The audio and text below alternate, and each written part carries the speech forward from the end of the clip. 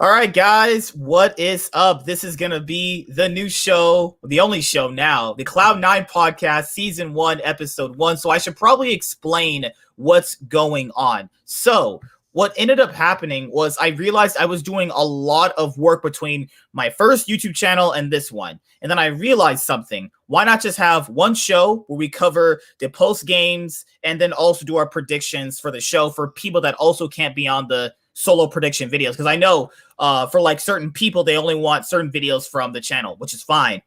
That's perfectly fine. I'm glad you guys want certain videos from us. That means a lot. So I had to pretty much go and think to myself, you guys want certain videos that get the views and likes, because I can't just do videos that get like no likes and no views. That's a waste of my time, right? So I had to think to myself, what are things people like from the channel? They like the podcast, they like the match prediction videos, they also like the recap breakdowns that we do from like LCS and LEC. For LEC, I normally have T-Root on those, and for LCS, I could do those by myself. I don't really need anybody else with me for that, you know? So that's just pretty much it. There's nothing really bad per se. I just have to do videos that get the views and likes, and that makes the channel grow. You know, I can't have segments where they get like 13 views and no likes. That's a waste of my time, you know? It's crazy because people watch the video. People like watch a good amount of the video. So I know what I'm talking about. People like are listening to what I'm saying. I'm just not getting the results from it. And that's just more of a viewer thing, you know? And criticism is always fine. If there's anything we could ever improve here, sure, please tell me. I'm more than welcome to hearing it, you know? As long as it's not like some, oh, I don't like this guy's voice. Okay, well, I'm not, okay, that's like retarded. I'm definitely not doing that. But, you know, that's pretty much it. So this is just the general consensus of what's going to happen on the channel. I'll just run it down because I had a channel update video explaining every single thing. So we're going to have discussion videos, news videos, match predictions. You guys love the match predictions, seeing who gets to be wrong and who gets to eat up their words. I love doing them too. I love when people get to eat their words. I wish I got to do that for Schalke, dude. Remember, I was so on him for so long. And we have the LCS and LEC recaps as per usual. So with the LCS recaps, depends on which week, and then now you have the midseason showdown. Same with the LEC. So that's pretty much it. You're just kind of condensing down what we're doing and doing what you guys watch and like. That's it. Just giving you guys what you like. I'm not gonna try and steer what's that word? Steer away. Thank you. Oh my God. Thank you so much. I'm not trying to steer too far away from other things right now. When the channel grows more and there's a bigger audience here, yeah, we can try new things out. But for right now, I'm only just going to focus on what you guys view and what you guys like. That's it. And if you guys do watch these podcasts on like Reddit or Facebook or Twitter where I post them, please like the stream. The reason why I ask so much is to like the stream is because if you like something in YouTube, it gets promoted more in the algorithm. That tells YouTube, okay, people want to see this more. It all depends on you commenting and liking, which is engagement. I just need engagement, and that is it. But that's pretty much the general consensus. No one made me mad. People are like, are you mad? No one made me mad. If I have to change up some stuff to make the channel better, that's what I got to do. That's it. That's fine. You know? Nothing wrong with that. Nothing wrong with changing some stuff up, changing style up. There's 7 people watching now. That's great. Can we have like 7 likes? That'd be perfectly okay for that. 7 likes on the show is perfectly fine, you know? And I'm glad you guys like the people I bring on because, dude, the average view duration for videos are like insane. They actually like what we're talking about. So it's not that we can't keep your interest, it's that I have to get to your interest first. That's the tough part. I have to get you interested, but you guys like the people I bring on so far. So that's great. Kofta hasn't been on for a while. He has a wife. No, dude, wait. I got a life update. I'm moving to Chicago. And you'll be around some of my friends, actually. I have a few friends who live in Chicago. Oh, actually. really? Yeah, we visited a week ago, signed a high-rise apartment. It's got a dope-ass view. I'm so excited, dude. Yeah. I'm going to have 8 ping. Now you won't have fucking McDonald's Wi-Fi when doing these shows. Dude, I actually will have 8 ping playing League of Legends in NA. Because the server's in Chicago, right?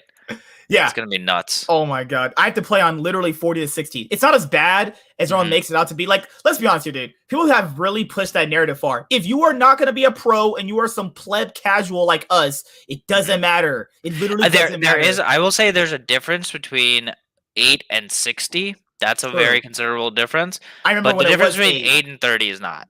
I remember when it was 8 for us back in California when the fucking server was here, actually. Yeah. Man, dude, that shit was amazing. Bro, I was literally going lightning fast speed on Lucian back in Season 4. Remember Season 4 when his Q was on a 2-second cooldown? Yeah, there's a lot of broken champions back in Season 2 and Season 4. Dude, Lucian could spam his Q in like literally less than 5 seconds. You were literally, if you lost lane as Lucian back in Season 4, you were trash. Don't even talk to me. You're garbage. And his W would actually deal damage. Oh my god. But yeah, Kofta wanted to talk about all these other teams that actually got a chance to play with the playoffs between the LCS and the LEC. Also, I want to make sure I make another update. We will focus on LCS and LEC most of our content, right? If you guys do get an LCK video or an LPL video from time to time, it's not the main focus, but it could happen. I'm just no promises, obviously. But if I feature anybody on the shows that do watch LPL and LCK, that's good because, there's going to be parts of years where there's going to be worlds where we're going to have to make analysis on the best players going to the event. So I would like if you guys watch LPL and LCK. It's just not a requirement. You know what I mean? It's just not a requirement. But for worlds, it's better if you did watch, because imagine saying like Xiaohu is the best mid laner in the world this year coming up, talking about worlds when he's a top laner now. Yeah, honestly, I can't actually consume it, but in playoffs, it's actually super fun to watch a lot of the VODs for LPL, especially. Yeah, if we're like VOD reviewing for, talking about our top 20 players for Worlds, top 10 teams, that's fine. It's just not a requirement for you to watch the LPL and LCK. I watch them because I have no fucking life, so I just watch League of Legends all the time generally and other things too. So yeah, that's pretty much it. Just wanted to make sure I, tell you guys what's going on here, because I know people were asking me privately on Discord, like, hey man, you okay? You good? I'm perfectly fine. I just wanted to kind of rebrand, do a soft little reboot, trying to condense content and make sure I'm just giving you guys what you like. I should only be giving you guys what you like and view anyway. That's kind of the point of why I'm here. And I love talking about this shit anyway. So, yeah. And people hated your opinion. I remember people hated your opinion. They're like, why is this guy such a G2 cocksucker? I was like, God damn. To be fair, Mad Lions came out of nowhere, dude. That was surprising. But you know what else they hated? They hated my take on G2, and they hated my take that Fnatic is ass. Okay, you were right about that one. You were right about that one. That one you were completely right. And I also said Schalke was the only team that I could see in the LEC besides G2 that had like a definitive style that they played towards, like playing to top, playing to counter picks and all that. Mm-hmm. And yeah, they didn't beat G2 or Rogue, but like they got way further than a lot of people expected. We got later on. We'll talk about Fnatic. Oh, it's such a disappointment because I had them at second going into this, because I still genuinely think they have pretty good players, though. I genuinely think it can come together. No, yeah, I think that they're going to be fine summer split. I don't actually think that there's a major issue besides their top laner. Bwipo. Dude, people they were like, why did you have Hylissang and Bwipo in your all-pro teams for the LEC regular season? No, I was not, because they were playing like dog shit. The only good player in Fnatic, good players, were like Selfmade and Upset.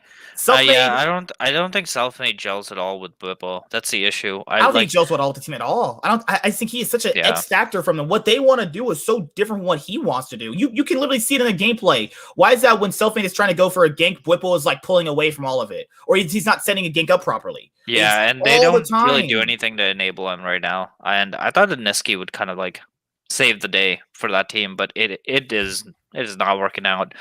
And I would say that the biggest issue is Bwipo right now. They like live and die by how well he plays, and if he had a bad series, it just doomed. Too. Like, yeah, it's so hard talking to certain Fnatic fans. It's like, okay, so I'm part of this Fnatic Facebook group on Facebook because I could just promote the LEC content there. Fnatic and TSM, I'm just done with. I will have my takes, but like they're always gonna call me, right, biased one way or the other. I see you're heading towards that Insight on Esports Discord spirit. What do you mean? He's gonna be our Monte Cristo. Dude, it's so cringe every single time. It's like you can't have a discussion on any type of actual analysis without first prefacing by saying, no, this is not Fnatic hate. I'm just trying to explain to you that this style just doesn't work at all. Just like TSM, hey, I don't have to suck Huni's dick to explain to you that he did get better over time, but he's not there yet. He's still not synergizing with the rest of his team. And the entire relying on Spica to outsmite everyone to barely get through games and losing the first 20 minutes of every single game you play. That's not a style that translates. No, Okay, no, that's not a style. That's called losing. So for the sake of, because this is where I'm at in my relationship to my own home country, I very much watched like probably 3, but almost all the 4 games of Mad Lions G2. Mad Lions G2. And got to really enjoy like the Seraphine comp there at the end. And then when NA was on, I was like, I'll just listen in while I like do Valorant deathmatch or something. Did you see what happened in that 100 Thieves TSM game? Oh no, and here's what I did because Nightwing hit me up for the show, and I was like, okay, I got to crash through this, like I did. So I watched all 4 of those matches like this morning at 2x speed. How fucking tilting were those first 2 games? Dude, I'm sorry. I watched several times where Ryoma just like it was first 2 games he was on Lucian. And he literally is walking into river and just like forgets that the Oriana balls there, gets shockwave. There's so much. I don't even want to. There's so many things that they did wrong, and I don't understand what happened. Like my biggest 2 takeaways. Like I'm not even gonna focus on Ryoma. That's like beating a dead horse at this point. What happened to Someday, and what the fuck is up with Closer synergy with his top side of the map? Like. This team is so far gone from the Golden Guardians that we saw last year, and even like at this point, even if you replace Damonte, dude, you don't save this team. Like this team is just gone. Someday's not an upgrade over Hanser anymore, and the way that he plays Jace in these team fights, like it's so just just wrong. And I can plug in a bunch of YouTube links to prove why X's and O's or whatever, but. You don't have a Jace to not poke. That is never a thing, and you don't go Jace and don't build tier early. Like those are especially with how affordable it is now and how busted the Muramana, right? Like you upgrade it. Like how are you not building tier until that late into the game? Number 1, and number 2 is if you're playing Jace to split push and not group up and poke, what's the point of Jace and Dinar? Because you're not winning lane with it. Well, that's where Jace has 2 modes of play here. Is Jace is either is likely push out for the split push to get the turrets and win in the split push element, and then if he groups because he can clear the wave, run away if they're like matching him, and he's having to worry about getting collapsed on. But then it's a come mid poke, and that's your it. So he has 2 you group for objectives though, right? Yeah, you group for objectives, and you should be poking them out when you're talking. Yeah, if you're talking, especially when you're on Elder. Like if Elder is spawning, there's no reason why he should be going top, right? Like I'm not. It just there's so many moments in that series where I was just like, they don't have a shot caller on this team. They just don't have anyone that's saying what is happening here is completely egregious, completely illegal.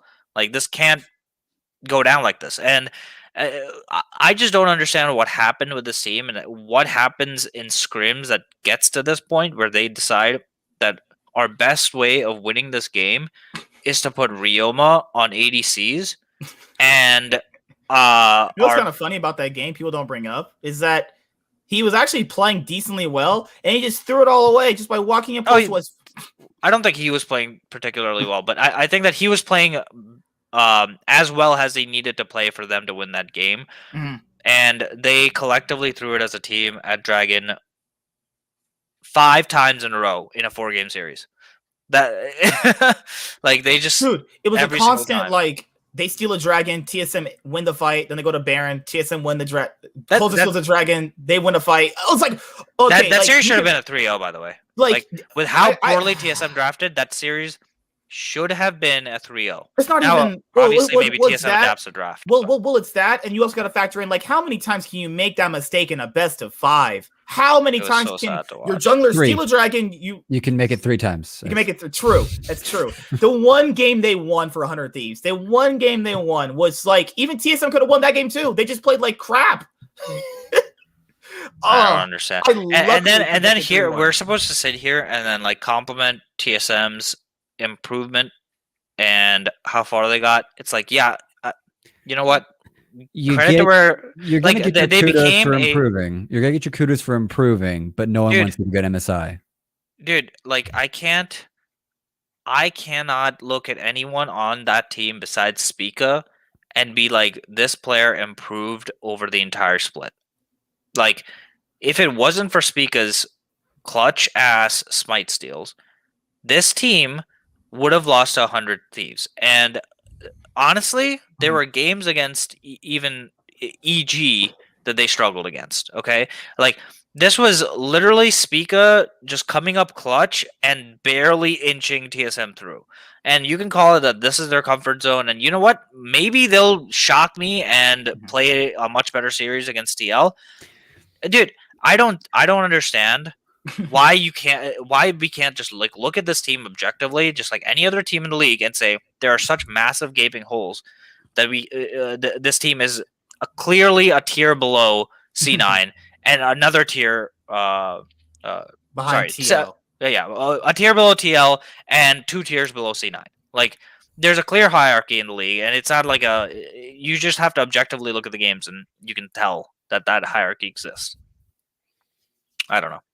I think you kind of end up narrowing down hard on like because there are several highlights in regards where who he is like sending away an obvious kill, and it was someone is able to get away. You have the most ridiculous dyssynergy in the fact that the top lane and the jungle just can't get it together, and that's the biggest crime is that like Someday was like the shining light of 100 Thieves for the past like 2 years while he's dealing with like trash teammates. But now he has the team. Well, now he has the team, but it's not clear to me that this team has any cohesive elements that actually allowed him to shine as well as he did. Because I'm recalling when he was like on top lane Lucian and just trying to drag bodies across back in playoffs or something like that, and just dude, exactly. And when I look at junglers that used to be amazing and then fall off this hard, I always look at the coaching staff, and particularly I look at what positional coaches that they have, because I don't know if you remember this, but C9 is like notorious for having Reignover as the original positional coach that worked with Blabber and Svenskeren when they were on the team, and then he got promoted, and then Veigar V2 came into like all these notoriously really good positional coaches, right? And what is happening in the 100 Thieves infrastructure where you have the guy who was considered the best, if not the second best jungler last season, over 2 seasons, sorry. And all of a sudden, he can't play the style that best suits him. Like, this is the style that he played last season. You convince him of a plan, and it neuters him. It neuters the whole gameplay. You play Dr. Mundo. You convince him. You convince him to back up the Oceanic import. And it makes no sense. Like it doesn't. I would almost see what I would actually consider is that there is a distinct difference in how Closer and how Someday want to play the game, and it's where they're just on 2 different sides. They're in 2 different games. Yeah. Okay. Yeah. Because FBI and Hui bot side was quite a solid situation, and mid lane is its own drama fest by this time at the end of the year. I think everyone except for the team itself. I didn't even grasp this till I was listening to some shows today, but it was actually the team that wanted Ryoma instead of Damonte, which is just as like it doesn't matter. It lets us all know that either there's something that we don't know or the whole team's brain dead. It's one of those two ridiculous. It's a ridiculous take, but yeah, it's like Double F saying that Spring Split doesn't matter. At that point, you don't fucking listen to your player. You do what's best for the team. No, right? you bring in tactical and like run the gauntlet. You know what's funny? But you can't replace the whole team. You know what's funny when he said Spring Split doesn't matter, then bitches say he didn't win Spring. Crazy irony right there. It's crazy how some of these players will say something doesn't matter, but then bitch and moan when they don't win. Hey, what do I know, right? I'm just saying. I don't think that all the players wanted this. By the way, if I had to guess, the players that wanted a change would have been the top and the support. Yeah, I don't think that Closer would have wanted this because Closer and Damonte they play together. If you watch Damonte's stream, they always play together. They were good. They look like good friends. Only if Closer wanted this would I give it credence and say that okay, fine. If he still doesn't get along with Damonte, then fine, change it. But it doesn't make any sense to me why Closer would want Ryoma instead of Damonte.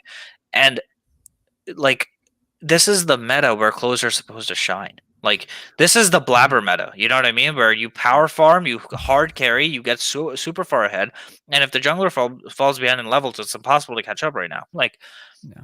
this is the meta where you would think that closer would shine, and he is not shining, and he's playing towards his side lanes. He's basically their bitch, constantly hovering and warding and doing things that are so non-closer-esque on champions like Lilia and Nidalee and things like that. It makes no sense to me. Like, why would you have the guy who played like an MVP last split on this type of jungle style? I don't know. 100 Thieves is a mess. I don't think that they have any good solution to fixing their problem unless they actually because it's fully like not just one. replace. It's not just one problem. People No. keep like scapegoating everything into Ryoma. Like, it's not that No, simple. not anymore.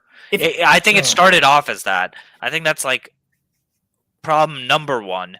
But It's the loudest and most obvious problem because we all know if for anyone that's been watching, it's our biggest gripe with T1 right now over in the LCK and why they lost out to Gen G is that if you end up rotating the cast at certain points in the splits, you're going to trash the whole team.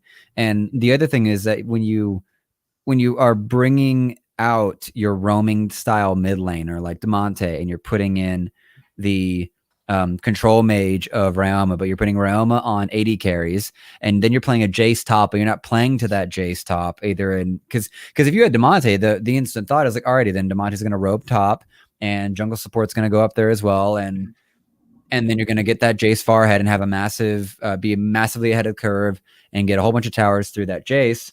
And then it's like, no, we're going to get this other. It's such a dysynergistic strategy and approach to playing the games. So you're kind of looking at their drafts, looking at the roster and the drafts and going, why did the team ever think this was going to be a good change? Dude, that's the thing. Ryoma on ADCs, yeah, I guess it doesn't make sense because his playstyle is control mage, right? But what I still liked about their draft was that they had a very clear win condition in that they had a heavy CC bot, they had heavy poke top. So if they're ever ahead and they control an objective space, they should be able to create a ton of space, and like dragons and barons especially should be unbelievably easy for their comp to contest. I think their second game comp was like Braum and Ashe bot or something like that, like infinite amounts of CC, right? And what baffled me is that they lost the games at Dragon. They lost the games at the position where they're supposed to be strongest. Mhm. And especially game 2, I think. I'm going to look for the exact play, but there were so many moments where I was just losing my mind as to what Someday was doing, man. Like, he was so far ahead of there was Huni. a part in one of the games where he was playing Jace and he got a triple kill. And he was behind. Like, I don't know. Like, so there's other things that I want to talk about for 100 Thieves. So the most obvious one part would be Ryoma, right? But then why is that they're drafting for Someday and they're not playing towards that? And they clearly know they're drafting for Someday when you're taking Jace 3 games out of the 4 you're playing. Yeah. Like, is Closer not supposed to go up there and snowball the Jace pick? Then you also have Huhi and FBI, and they're still a very solid bot lane. I know they keep doing that. It's endemic of a ongoing problem that some days kind of been having this last couple of years, where his teams will draft around him, right, and they'll get him leads, but it actually rarely leads to wins in important situations. It's weird. He's really good, but for some reason, it doesn't seem like his team is capable of winning around him. I don't know what the actual cause is, because he's good enough where he should be able to do that, but it just doesn't seem to work out. Yeah, I would agree that that's a pattern that's repeated itself over time. I would say in the past he has had many excuses because he has had really, really shit teams on 100 Thieves. But yeah, I don't agree. Like, I agree that at this point it should be brought up.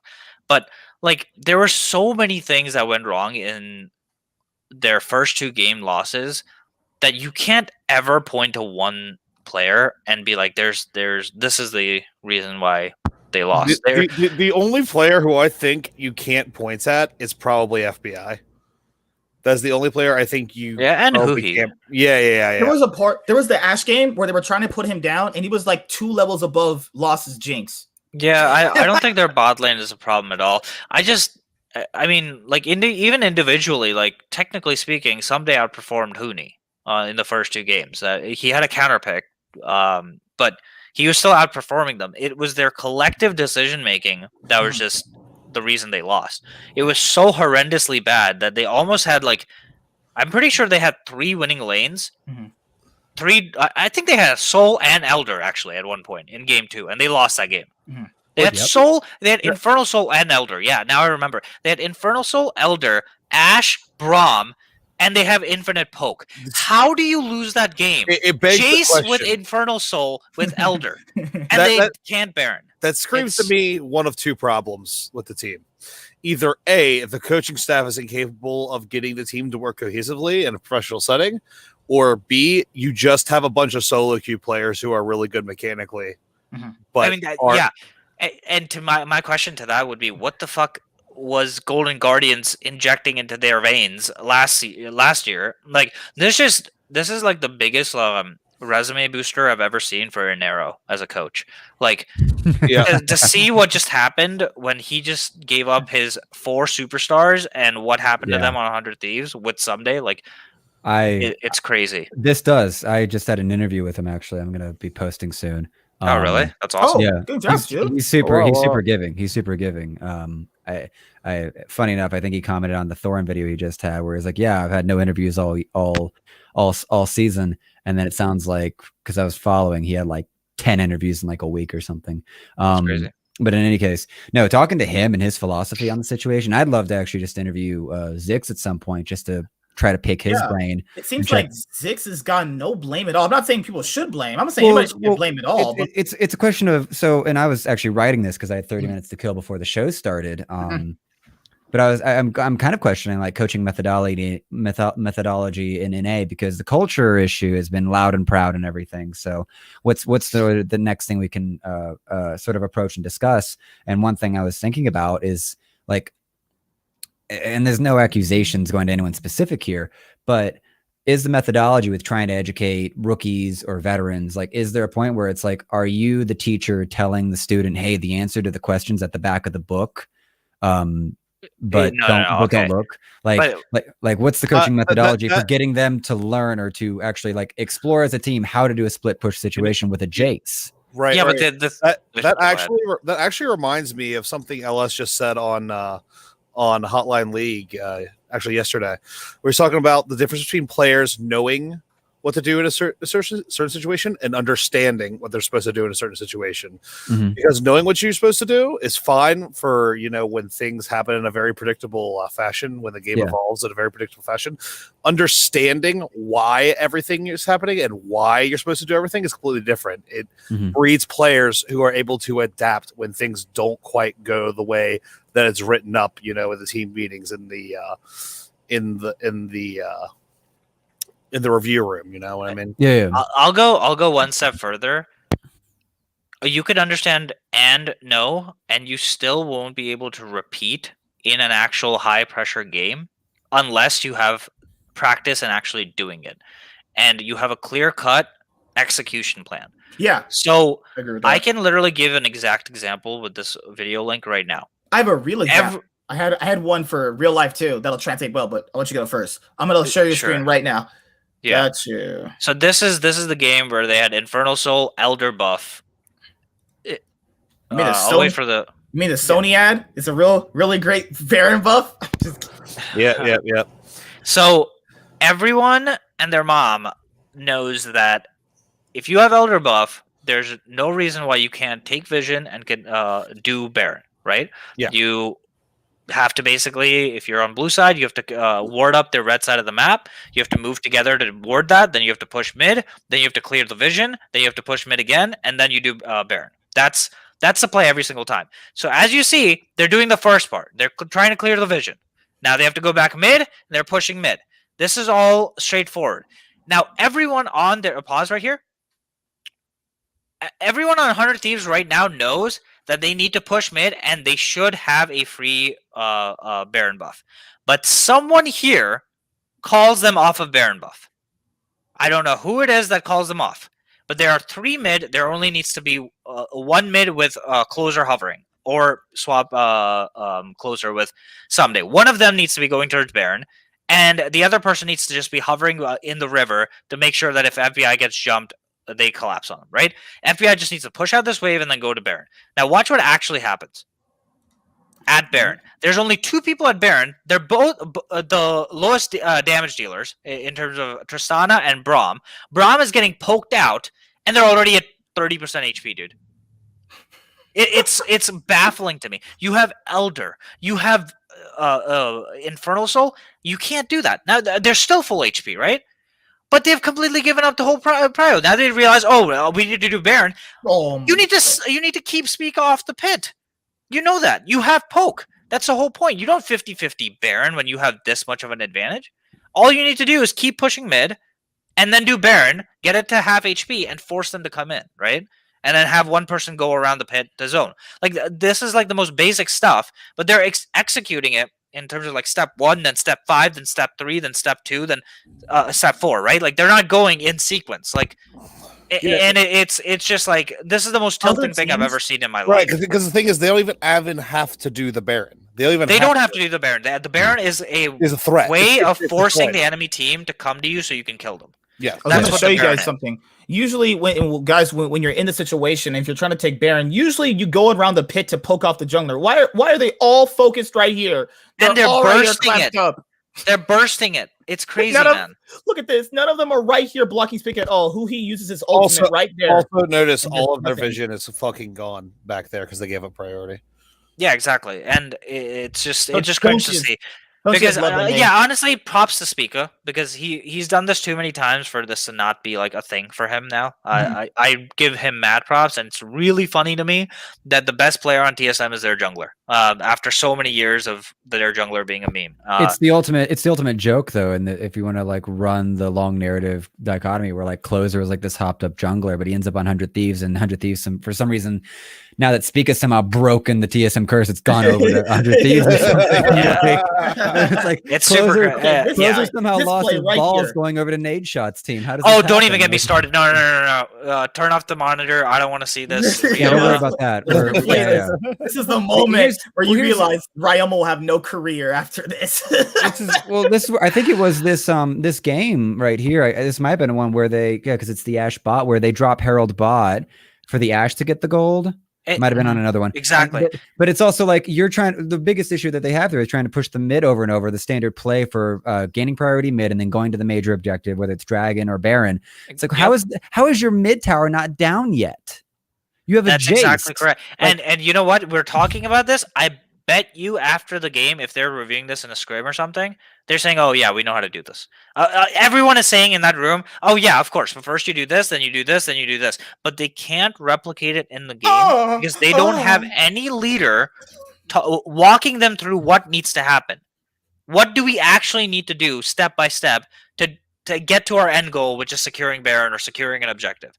There's no one actually walking them through the process. And in my opinion, that is a coaching issue because you need to be able to teach the way that you're supposed to think about the approach to these objectives. You can't just tell them to switch.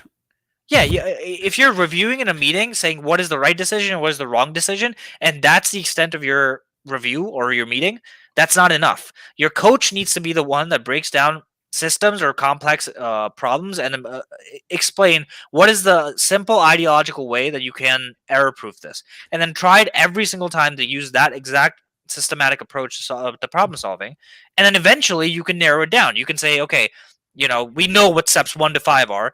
We'll just call it a play, like execute Baron, award here, and here, and then everyone on the team has to know what that means. But 100 Thieves seems to not even have that basic structure of communication down, and it's so baffling to me, considering they were the team that was like defined as more of the sum of the parts last year.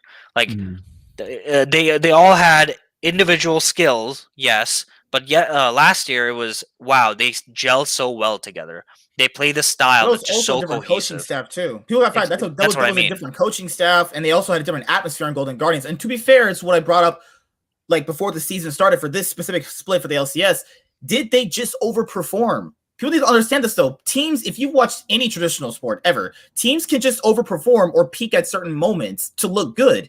I'm just saying that could have been a thing. People need to realize this. G2 is your example of at least an illegal legends thing where G2 has an org, and I think Perks is doing the same with C9 where they've figured out how to peak at the right time in the season. My counter actually to your thing where the coach should be saying this, that, or the other is if you know how Grabs works with G2, and I know G2 is an exception, but Grabs is basically informed like 90% of what he does is facilitate discussion, but remind them what they already know. And so my but if you switch, if you were to take Grab, let me finish. Okay. Much love.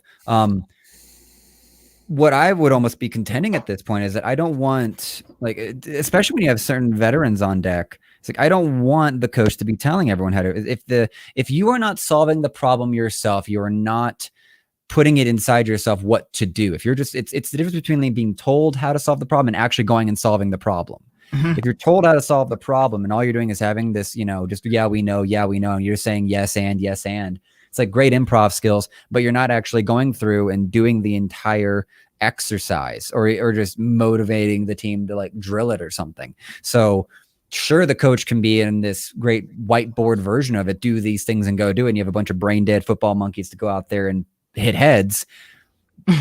But like I almost want to contest, like, is there a problem in the coaching in an A where they're actually just giving too many answers and not demanding more of their players?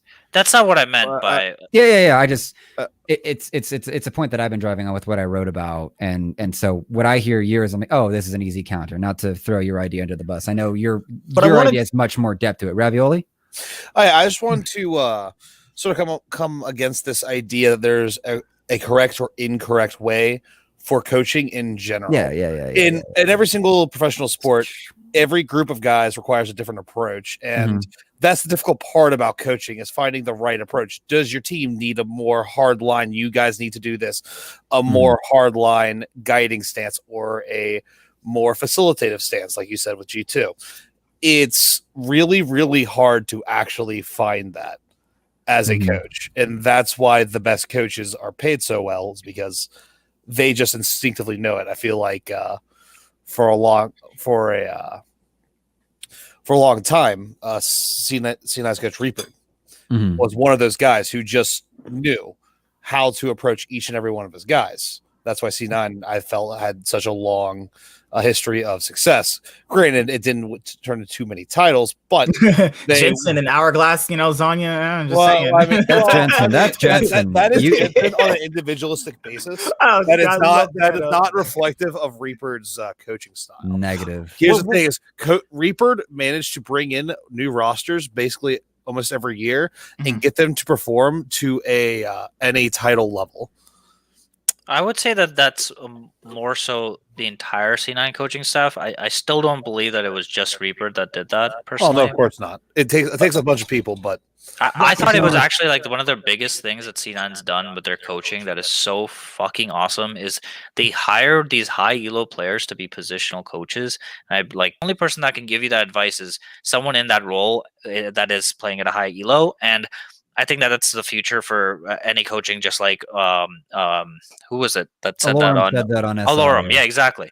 And Alorum is absolutely right about that. And the thing I was saying about coaching is I don't want them to give them the answers. I want them to teach I want coaches to explain to the players, once they found out the answer, how do you communicate it quickly and effectively in game? Because that's what's missing. I don't think that's that these 5 elite players don't know how to do a Baron with this much advantage. The issue is that they don't know how to communicate what needs to be done in game in a high pressure situation in a manner that makes sense chronologically. And I believe that the thing about teams like TSM and Cloud9 and Team Liquid is that they have these systems guys. Like, I would say Parth is the systems guy out of all the coaching staff in NA. That, like, game after game after game, they are improving because they're giving different responsibilities within the game to different players. Like, Huni might have a responsibility A, Sword Art might have the responsibility B, but everyone knows who needs to be in charge of what, Yeah. right? And they're delegating responsibilities, and in the high pressure situations, their comms are a lot more Cleaner. clean in terms of what they need to do, and everyone knows what they need to do, and everyone knows who needs to talk. And I just think that when you listen to these C9 and TSM comms, I haven't listened to Team Liquids to be fair, but I'm assuming that Core JJ is doing the same thing. I don't see that when I look at the heist videos from 100 Thieves. What I see is a bunch of players that are hype and not hype in different moments. They either have a lot of energy or they don't have a lot of energy. And what that makes me think is they might know the right answer, but they don't know how to communicate it to each other quickly. And I think that's the main problem that a lot of these lower tier teams have. They just can't figure out a structure to get their. I would almost contest that there's a certain point if you're on a team where there's I'm trying to remember like a point in my youth soccer career.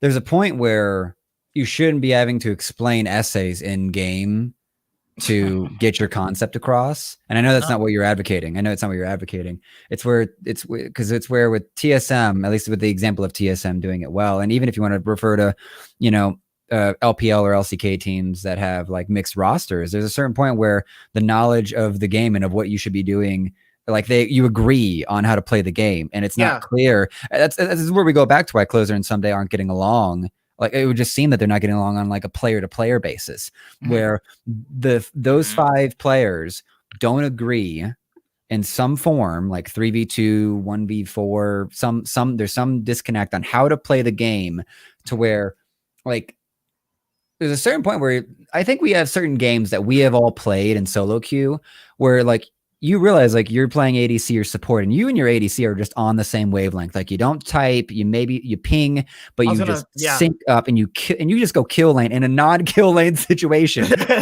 Or you and the rest of the team just get on this 5-man death squad and just run. Like you just get it. You understand the gameplay or the game, how to play the game. Just for that one. It's just for that one. It's like even being at work. Some days it's rare, but it happens. We don't even communicate. We just know what we need to do, and you just do it. Yeah.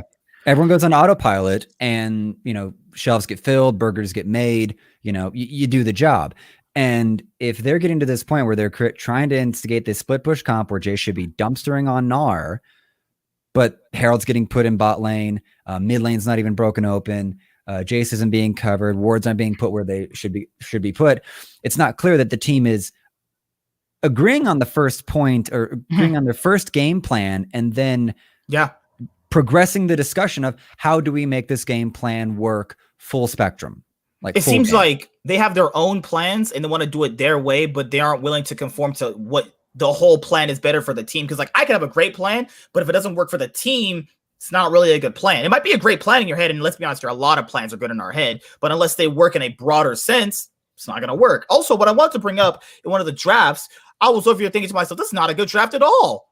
Well, hold on. Like, my brain actually melted looking at this. Not this lady that's going to be in this ad, obviously, because she's pretty hot. But, you guys think she'll date me? No. Oh, I haven't seen it. Let's see it. All right, so look at this draft Hunter Thieves has. What is their engage? Ash, Arrow, and Bromald. This comp literally loses at 20 minutes. This literally loses at 20 minutes. What a shit draft this is. Get this out of my screen. I hard disagree. Really? I don't think that this is a shit draft at all, especially with the way that it played out. I think that they had exactly what they wanted in terms of draft. The Braum saved the draft, I will say. If they didn't get the Braum, then the entire draft is fucked. But I think that their comp is supposed to be a poke comp that does a lot of zone control, and there's not. You might think that there's no engage. There doesn't need to be engaged, because the entire point of this comp is that you're supposed to poke out and keep their team from getting into the zone that you need to contest in terms of dragons and barons. Like this comp also reserves the option to be a 1-3-1 comp if NA had IQ, because you have Tristana and Jace that could both be split pushing tower destroying monsters. Yeah, and the way that Jace actually works now is he is actually a hyper carry late game. Like he's not, it's not old Jace where he falls off super hard. Well, you have to buy with Mana no- Mune if you didn't Yeah, actually exactly. Yeah. Like, he's actually a hyper carry in terms of like one shot would probably get 50% of lost HP. Imagine one shot landing before Ryoma ends it here. You know what I mean? Like you just need to wait and buy time for Sunday's poke. For some reason, he still wants to split push when objectives are coming up like Elder. Okay. I'm pretty. This So might there's- be actually. So a way there's to one keep talking playing. point everyone's been bringing up. Is TSM's drafting pretty good? So let's analyze the TSM draft when this game is starting. Let's analyze it from the beginning. Let's go right to it. So this TSM draft here, right, guys? Let's talk about TSM's drafting because everyone's been saying it's pretty good. All right. We'll Good. play the draft out and you guys can talk about it. Like Tristana. All right. I do like the Tristana first pick, not on Ryoma, but I agree that it's a high prio pick, and you can flex it to ADC. TSM I bans. thought TSM Tristana bans. was busted. Can we talk about the bans real fast? Yeah, because Yeah. like 100 Thieves bans Seraphine, Orianna, Udyr first rotation. TSM bans Hecarim, Renekton, and Senna first rotation. Do you think that's fair? I like the Udyr and the Seraphine bans. I think they're really, really strong champions, especially Seraphine. The Orianna is a fine pick against PoE, I think. Yeah, I hate the Gnar first pick. Why is there sword? Why is there sword there? Its innate production is trash, but just I actually like the Nidalee second pick only because it's Spica, and he just has this level of comfort playing that champion that I would. That appears to be the only reason they get it, because Gnar is going to lose priority, and this is going to be game 2. The Jace isn't exactly, you're right. granted. My question is, do you really need to go for the Nidalee right here? Do you really think they're going to pick the Nidalee, given they pick the Tristana? I think you always pick the Nidalee when you have Spica. But the way that I see TSM is Spica is like a different beast on Nidalee, just like Blabber's on Olaf. Maybe I'm overrating him, possibly, but I just think that their team looks a lot better with Spica on Nidalee. Where I disagree with the pick is the Gnar blind pick. If you pick a Nidalee, you need a high prio top laner. Yeah, and so I would have saved. Renekton. Yeah, so like Renekton would be great. But you banned him. Yeah, you banned. No, but I think you do have to ban him because it's your red side. But I think that you save top for a later pick. I don't think there's any issue with picking your ADC and support here. So now PoE picks Syndra. They take Jace. I don't know, because Lilia's been like Lilia's been the only champion Closer's actually performed well on. I don't even think you want to give Closer Nidalee. You can. He's just not going to perform that well on it. I mean, my question is, as I say, at face value, I don't know. I like Spica and Nidalee, but if I take the nameplates away, I don't like. Away. I do not. No. Yeah, I'm talking about specifically for TSM. If you're talking about just like SKT plays SKT, like what's a better comp? Then yeah, Nidalee's a bad pick, objectively speaking. What do you want to say? If you're gonna have an LS discussion about the draft, Nidalee is, right. And I will dominate a discussion about the draft, then Nidalee is trash in this situation, mostly because of the Gnar will not get priority more than likely, especially against the Jace. Syndra can, depending on who she's against, but the Tristana usually gets high prio over clearing waves because by like level 3 she can auto clear creeps and run from there and be safe. So from level 3 onwards, actually, Syndra is supposed to win that lane. Now TSM take away Silas and Callista in phase 2 of the ban phase, and 100 Thieves takes away Rel and Jinx. Callista's good because FBI is a monster on it. The Silas priority in the West has been really weird. Jensen, it's what TL pulled it out last week. It's just randomly insane against certain team comps. Yeah, well, especially with the Gnar. Some of the discussion I believe I heard is just the moment they see like a Gnar or an Alistar on the opposing team, it's like give me a Silas. Yeah, it was really weird on the Cloud9 series too. Jensen blind picked it. Kaisa keeps this a short range comp. From looking at what we're looking at right now, is TSM's drafting that bad, or are people just like overreacting? It's fine, I guess. They have one form of engage on the Syndra stun, or like Huni being able to get in with a TSM's draft is bad. Objectively speaking, comparing the two, it's bad because 100 Thieves draft is better. That's the comparison, right? Like you take their draft, you have to compare it with another draft to tell if it's good or bad. And in this case, it's bad, mostly because of the order in which they picked. Because now they have a counter pick top, a skill matchup mid, but I do think that Syndra should have prio because she should be able to. Right. We'd also give Tristana the outscale compared to Syndra, would we not? Because Ryoma did actually beat Lost in that 1v1. Like, because later on during the game, you know, how Lost was in that side lane, he got killed almost instantly. So it's like they got to a point. That's not a full out skill situation because it's a matter of damage. It's damage output and utility. Because at some point the Syndra has disengaged, but not as much mobility, and the range of Tristana by the time she gets 18 is what has always made her a hyper carry. Not to mention her utility and being able to split push and destroy towers. So at 3 items. Okay, we're talking about what is late game? At 3 items, at late game or something like that. But we're talking at 4 scale. items Syndra stronger. Yeah. So I would say that Tristana is hyper carry in most comps, but in a poke comp like this, I think that Syndra is probably more utility, and the way that team fights should play out, Syndra probably does more. Tristana is supposed to be the secondary, the person to go in second after poke has landed, like with this comp. So in that case, I think that she is less relevant to the integrity of the comp, in my opinion. I think that Jace is the most important part of that comp. I think what you're saying is the poke comes through, and then Tristana's like, okay, I can W in and like kill one person and just start launching from there. Yes, so that's the fireworks of that idea, which I can get on. That's where it's kind of on Syndra to play counter dive to that engage. But if she gets poked down, W'd in, and like assassin Tristana takes out that carry, then you're kind of SOL. No, that's what I mean. I think that Syndra is the most important part of TSM's comp, and I think that Jace is the most important part of 100 Thieves comp, and you have to play around those two things. I think that if you look at those two things objectively, like 100 Thieves got everything they wanted, man. Like they played the early game exactly like they wanted. They got all the early dragons. They just threw it at every team fight. But like that's the thing though. If they're getting everything they wanted and you're still losing games, you just suck. Like, I don't think it has anything to do with draft. I think they won draft in the first 3 games. I know that. Even against Cloud9, they had some pretty good drafts against Cloud9 too. Even against Dig, they had some pretty good drafts. They're just nothing is coming together with them. It's just like they're just falling apart. And then you have Ryoma inting his job away on Tristana. At that point, you're just like, all right, let's just. Drafts are great. Drafts can make or break a team at a high level when 2 high level teams are facing off against each other. But when one team is just significantly mechanical and game knowledge gapping the other team, it's kind of like draft just doesn't matter. It's like a professional baseball player, a professional pitcher, like just throwing weak sauce to like a high school player or a college player. It's more of a measurement of how good one is at throwing and the other at catching. Yeah. Yeah. There's nothing. I guess 100 pieces of receiver, right?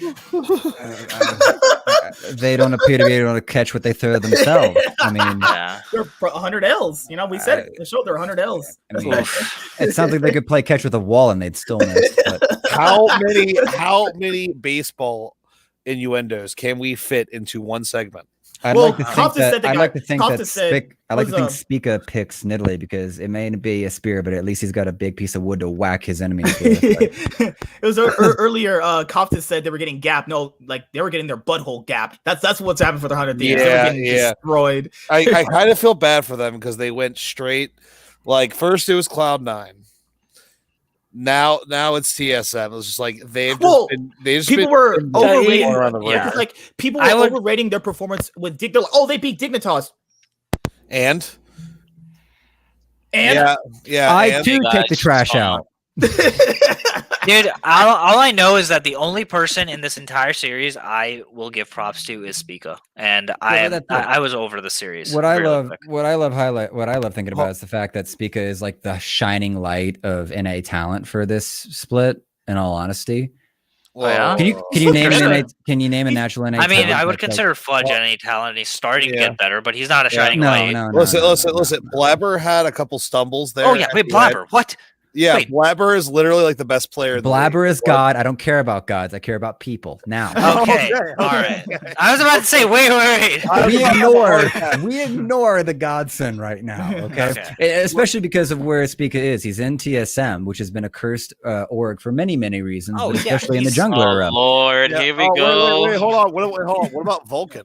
Vulcan is Vulcan- also an Again, NA he's in the God realm. We're not Okay, talking all right, so everyone on C9's a god. That's NA. Keep up. Keep up. Come on, Ravioli. What are you doing? Dude, I'm sorry. I worked for 12 hours today. I'm exhausted. I'm trying to keep up. You guys are a little too fast. That's what I'm here for. That's what I'm here for. I got you. I was saying hey, hi everybody. First of all, I was saying that I would be okay with TL or C9 beating TSM to represent us because I just want us to do well. Like I know I go by the title. Are you a TSM fan, dude? We need more of you.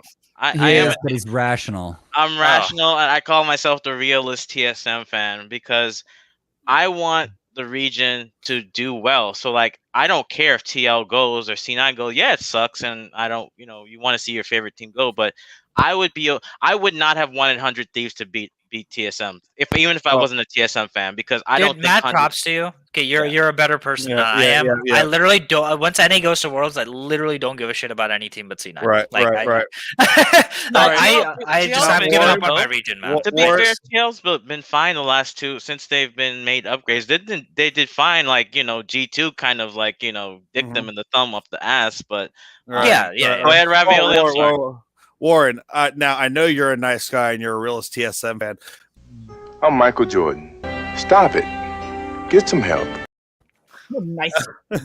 But I am going to have to drag you through the mud a little bit here. What did you say about Fudge last week?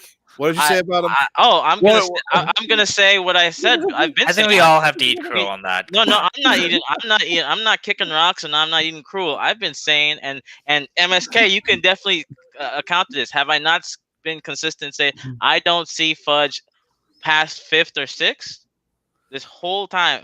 This is how I see it. He's good. He's been getting better, but like he's been getting better. Does that take away how bad he was playing before? I don't think people know how to separate the two. I mean, we have to admit when I just want to clarify something. He hasn't played that bad since the fucking lock-in tournament. I'm not judging the kid's performance. Let me finish. Go ahead. 1 second. All I'm gonna say, and really quick, is can we all agree that 100 Thieves has a dysfunctional problem? Because how do you go from doing so well to being dog shit towards the end of the split and even in playoffs, right? Talk to my wife. Dude. Right? Wait, hold on 1 second. But as regard to Fudge, I think he can get better. But for me to put him over like Alfari, and even though someday I feel that they're just not using the guy properly, and I feel bad for that. I hate to see a dysfunctional team. I just don't like seeing that. It's the same. It's happened before, and with Huni has overperformed if you think about it, because I'm sure everybody was like, he's stealing the check. He's doing the same thing he did before. But I know people are kicking rocks and having their thumb up their butts now. So.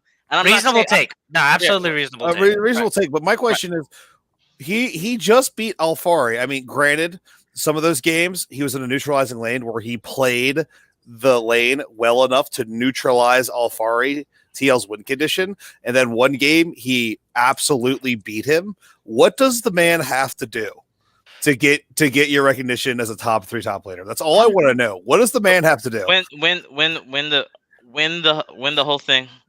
Win the whole thing. Okay. Let's do it. No. Winning and losing has nothing to do with. Oh my god!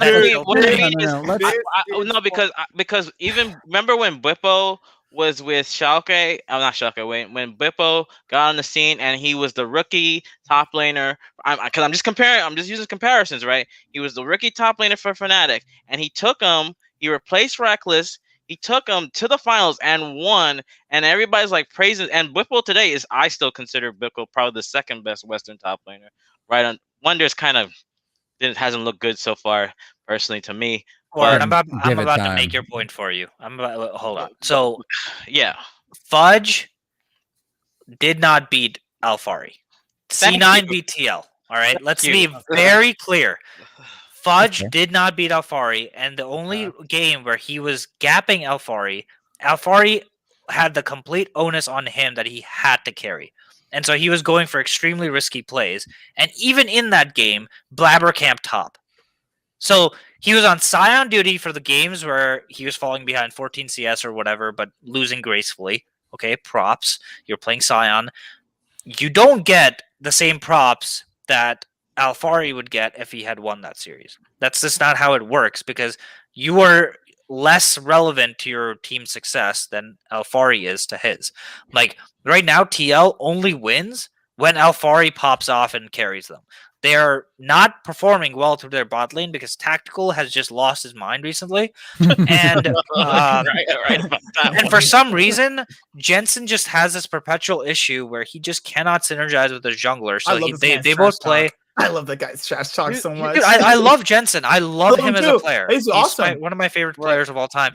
He's my second favorite player of all time. Like, I just don't think that mid jungle will ever be as good as C9's mid jungle, and Core JJ is trying his fucking damnedest down there to just real tactical in, giving him all the advantages possible, but it's just not working. And right now it's win or lose based on Alfari. Well, and so that's why I actually think this is going to be an interesting series with TSM if they improve on certain things. I don't think they're going to win, but I think I actually think that Fudge has improved in his ability to int less. But I don't think that I'm there enough even now to say that he's a top 3. I guess I have to say that now, right? Because someday sucks. Okay. Is it someday sucks or is the coaching suck? No. Let's do this first, He okay? played bad. Because we need to frame this out. I just want to ask one question though. Go for it, Ravi. What other top laner in a best of 5 series this entire year has been able to face Alfari and not int a single game? Someday, but not a best of 5. Okay, I don't think enough. Not in a best. Yeah, that's an interesting question there, bud. That's fair. I mean, at some point, like if we're measuring someone by how well they don't int, that's also another measure. That's called playing. That's called playing weak side. And the thing is that you only get called out for being a good weak side player if you're Impact, Odoamne, or SOAS. True. Dude, at what point is weak side like winning? Like Impact. You mean the guy that people would laud as a top 3 top laner for years on end? But Impact had Here's my thing. All I'm saying is the ability to face the undisputed best top laner in the league over 4 games in a row and never go down more than 15 CS at a time. That's not true. He went down by way more than 15 CS. No, you're right.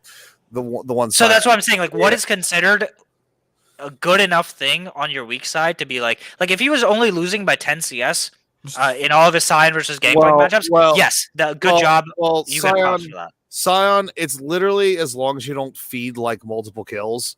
Here's the thing: a Sion, the greater all you're looking for is to reach like 200 CS, so you can become an unstoppable meatball for your team. That's literally all you're looking to do. All right, right. But then isn't his threshold for success way lower? Like, can't you put anyone on that team and they would do the same thing? It is. If anyone could do that, why didn't TSM do it in the previous series? Because TSM doesn't have the bot lane and mid lane that C9 does. They don't. They have to play. I mean, PoE's been pretty consistent. I would say the bot lane because Sword Art has done well. I would say Lost is the. I feel like Lost and Core and Tactical are shackling down their supports, honestly, because Sword Art looked at shaky and then got better. All right. I meant PoE is not. PoE is a absorber, right? He's not like a expander. Like he's not like going to push and roam. Is what I meant. Well, he's not the same style as C9, where Perks is actually just not just winning his lane, but he's expanding his advantages to the other sides of the map. I just think that because of that, and because of how much Blabber has been smurfing on every jungler that he's played against, it's not fair to compare Fudge to Rooney or like it. Just he has to do so much less than everyone else. I'm not ready to give it to him yet until he starts to play like carries and carry. One sec. Eon. Okay. I know you want to say something. Go. The greater question I think we need to ask in regards to, and this can be also a reflection on Alfari than even on Fudge, the greater discussion is at any point in that series, was Fudge, as playing the weak side, was he ever the reason Alfari got to take over a game? Because if the win condition on TL side is Alfari takes over, then it's on TL and Alfari to perform that. And if it's on Fudge's side to disabuse Alfari of that goal while the rest of his team carries, that's the epitome of a weak side situation, is that you understand that you are not getting resources. You're getting not any good draft resources. You have to just absorb the pressure, get and have the smallest CS deficit, die the least, and then do your job in team fights. Like that, you have to survive to like 15, 20 minutes with giving away as little as possible and not allowing the top laner, Alfari in this situation, to take over the game. And it's not, in my memory, there was never a point where Alfari was actually taking over a game if the draft or the map like lent to that. And as Kafka pointed out, the only reason that Alfari got dumpstered on by Fudge is because there was camping from Blabber, which is like between fair and understandable. So you could try to throw around the stats, CS, and death numbers, but I don't think, and I don't recall at any point in that series where Alfari took over the game, dumpstered Alfari on the weak side, and TL won. So what I'll point out is game 2, Gangplank versus Sion. Neither of them have junglers playing to them as their win con, because both of them have globals or they're natural weak side player. They're natural weak side champions. It's kind of laughable. Yes, exactly. But in that situation, he fell down 28 CS. So 28 CS, in my opinion, is a too big of a lead to give someone in an even matchup such as that, especially when you have more pressure from your laners coming to your lane compared to the enemy top laner. That being said, I do believe that he went even with Alfari in game number 3. So like it was a volley bear. It was a tank matchup. I don't remember exactly, but he was like only down 7 CS.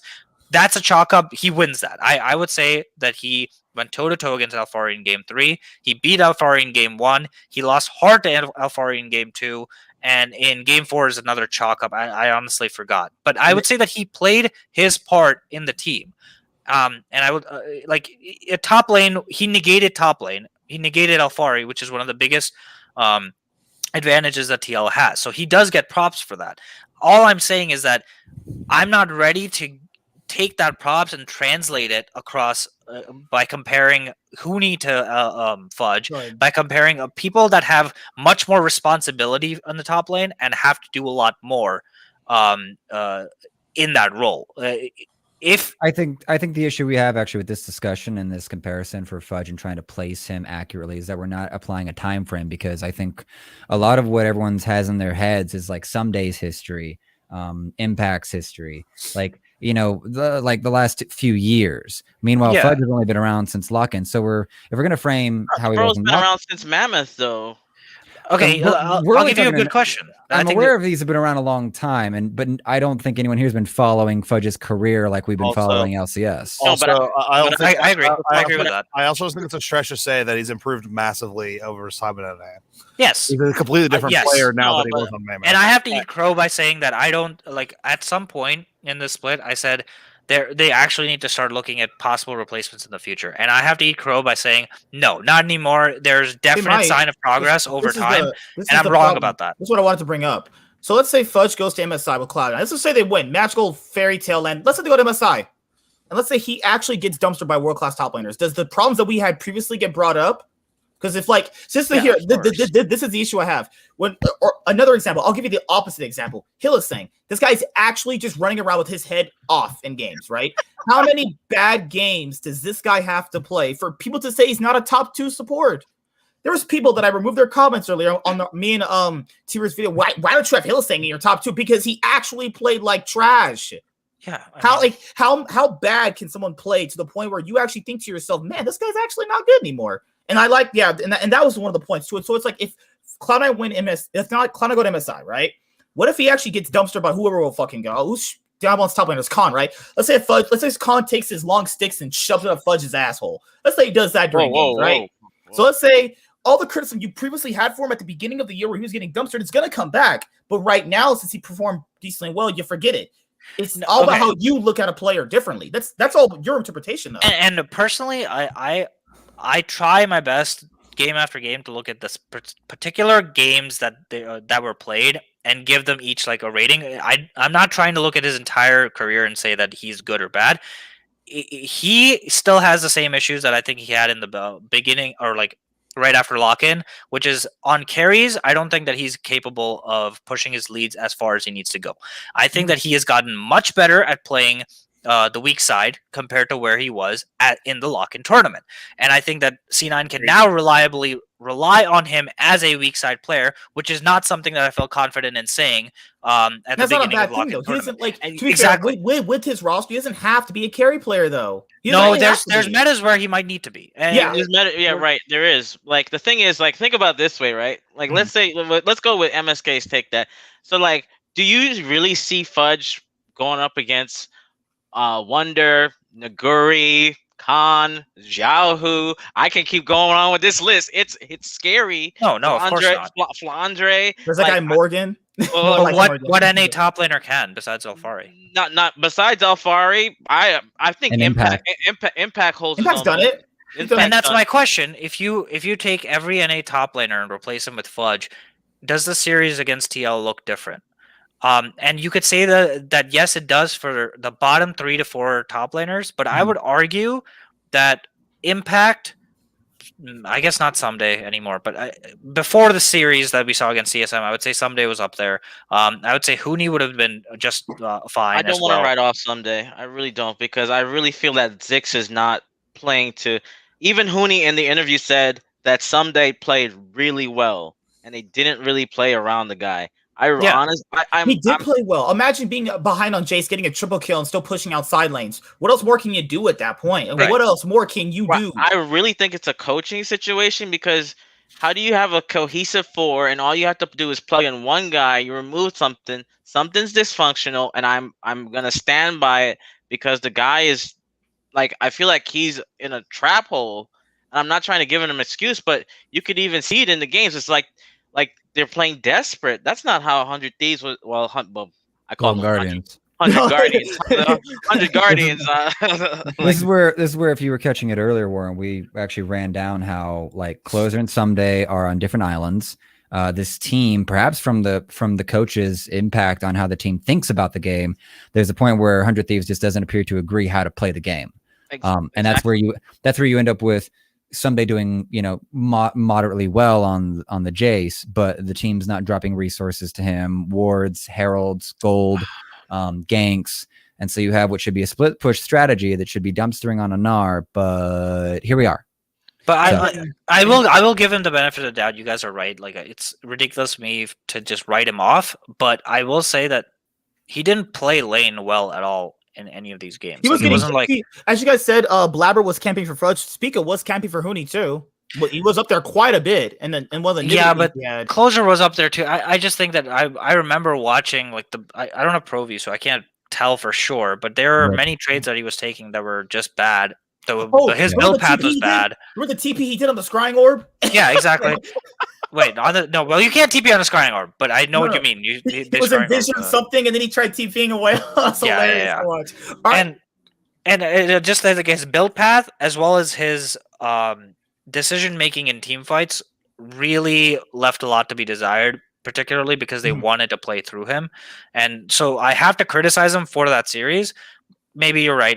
It's ridiculous for me to give Fudge credit over one series and then take away credit for Someday over one series. To me, they're around the same level right now. If I had to take two, I think that weak side player wise, Fudge is actually a better player than Someday right now at this moment in time. And I don't know why that is. Let's talk about Cloud9. So as you guys already know, TSM knocked out 100 Thieves. They're done.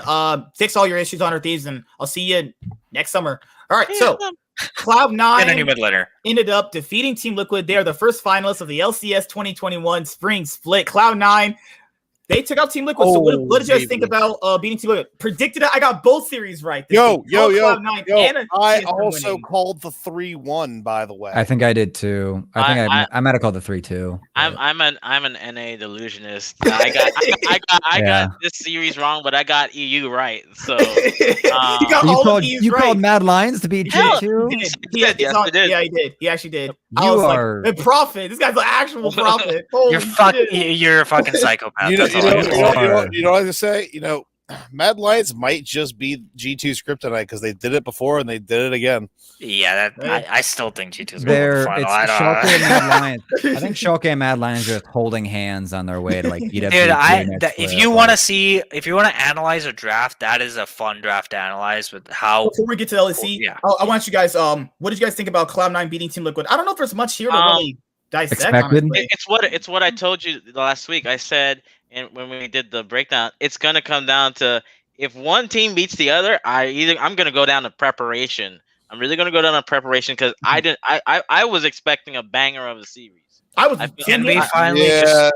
it was. No, supposed it's to- Perk Stiff, man. It Like was, this- yeah. Well, Perk Stiff and the bot lane one. It was mostly Cloud9 just beating the shit out of TL. It was not close at all. And honestly, I'm just so excited because we finally get to see the perks that we've been waiting for. You know, like Yeah. for so Playoff fucking long, dude. It was so For the good. playoff Slap perk of it. some And ass. I honestly, we're just taking Blabber's play for granted because it just every single series he just does this.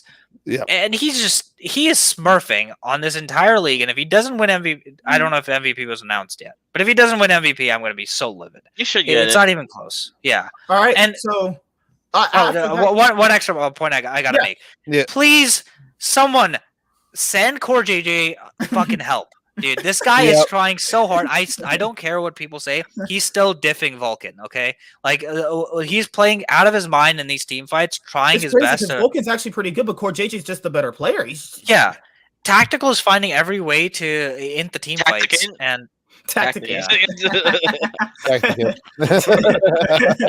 I would say that this series came down to the fact that Core JJ and Alfari were not enough to carry, and Perks just has a champion Ocean at this point.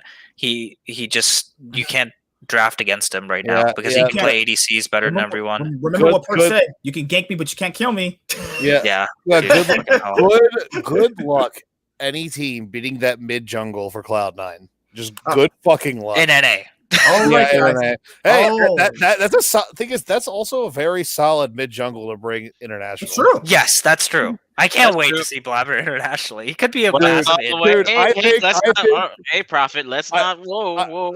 I think he's gonna be great mechanically, right? But I think just his aggressiveness is gonna confuse the fuck out of like a lot of Korean teams. They're gonna be like, "What the fuck are you doing? You're not supposed to interact with me until 20 minutes. I don't know what you're doing." Listen, Korean maybe, not LPL for, though. for, Oh for my God, years, he's gonna get for slaughtered years, by LPL. I've literally said that Blabber is the NA MLXG. You never know what this Yes. guy is gonna do. He could be he's MLXG one day, and then one day he's MLXD. So like, I stand to that. That's true. Yeah, That's that's true. true. All right, guys. So Cloud9 takes down Team Liquid in a series, and now we are in finals weekend, guys. Who wins the LCS 2021 spring split? But we have to predict the matches first. The first matchup on Saturday for the LCS 2021 midseason showdown is Team Liquid taking on TSM. Wow, Who do you know get after that? That's an easy question. Don't even bother going to me.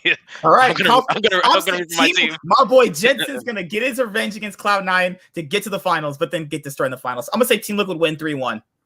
I'm gonna say Team Liquid win 3-0 because if TSM is the same team as they were this series, they shouldn't win any games. But I'm just hoping that the right TL shows up. I don't know.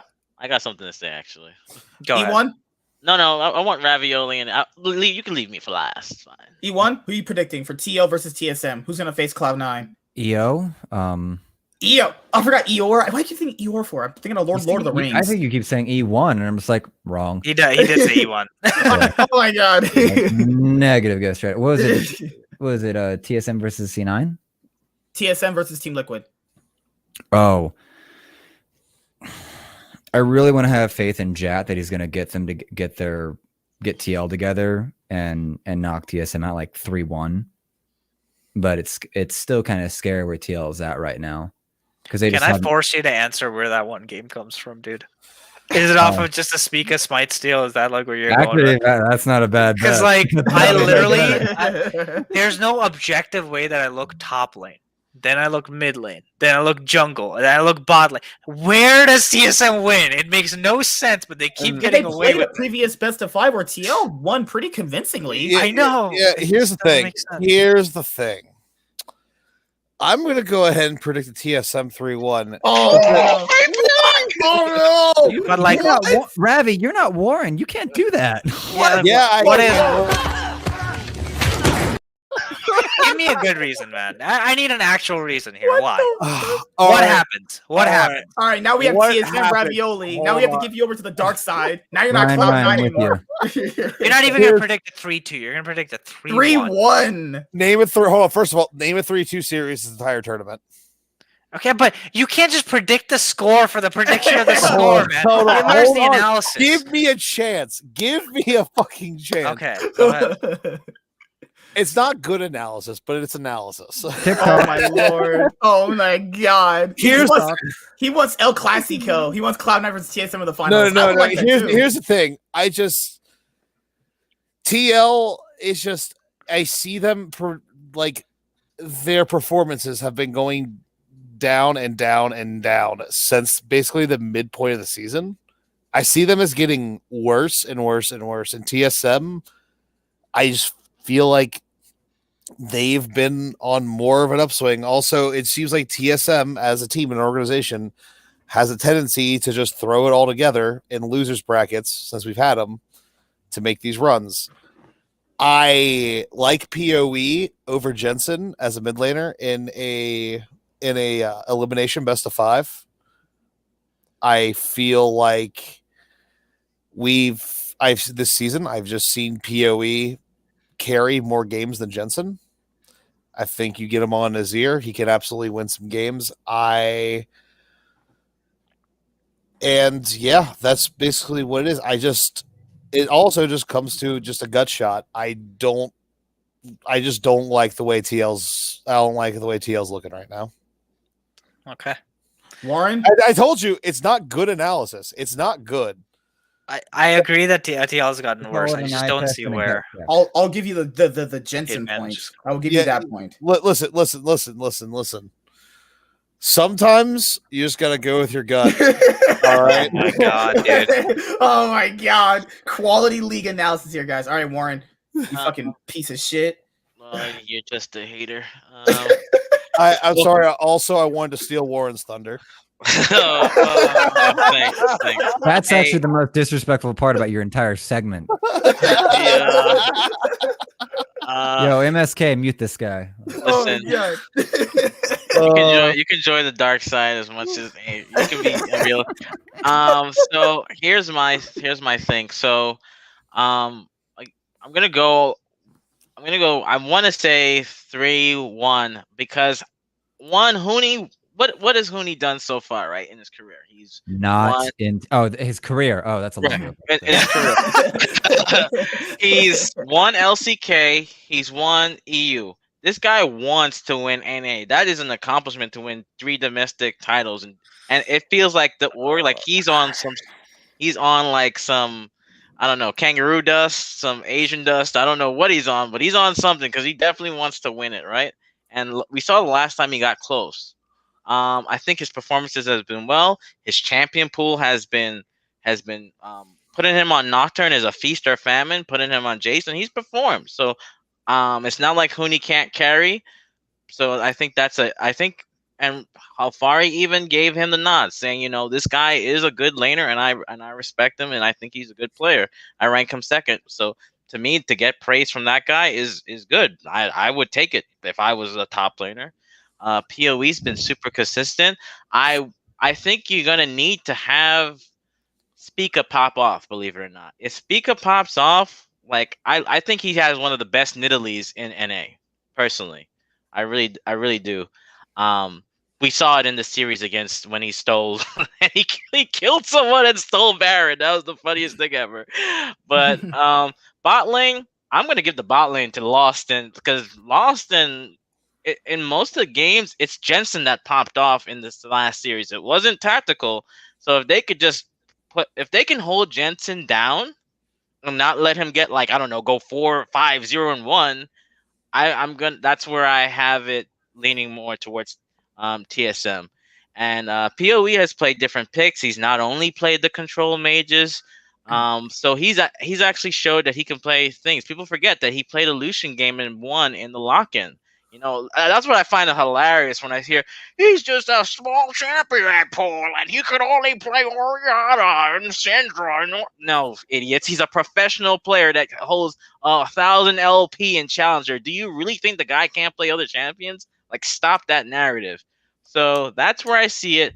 Plus, I personally would like to, as a fan watching, I would guarantee if TSM made the finals, we would have close to 200,000 people watching, and that would bring back the to people watching on a broadcast level, because you got the two top orgs back at it again, and whoever wins loses. It's gonna be bragging rights. It's a lot of things behind it too. So that's why I want to see it personally Also, too. I wanted to bring up they're gonna play on stage this week. Actually, who do you think's gonna Right. be a better stage team? TSM. What, we Okay. gotta get these TSM fans out of here, guys. They're trying to take over the fucking stream. Nah, I throw. If you actually want to really pose that question of who'd be better on stage, we can go like lane by lane on that. Because Alfari versus Fudge, give it to Alfari. Spica versus. We have Blabber? Alfari versus Huni because we're going for TSM versus TL. Oh, it's TSM. My bad. It's all good.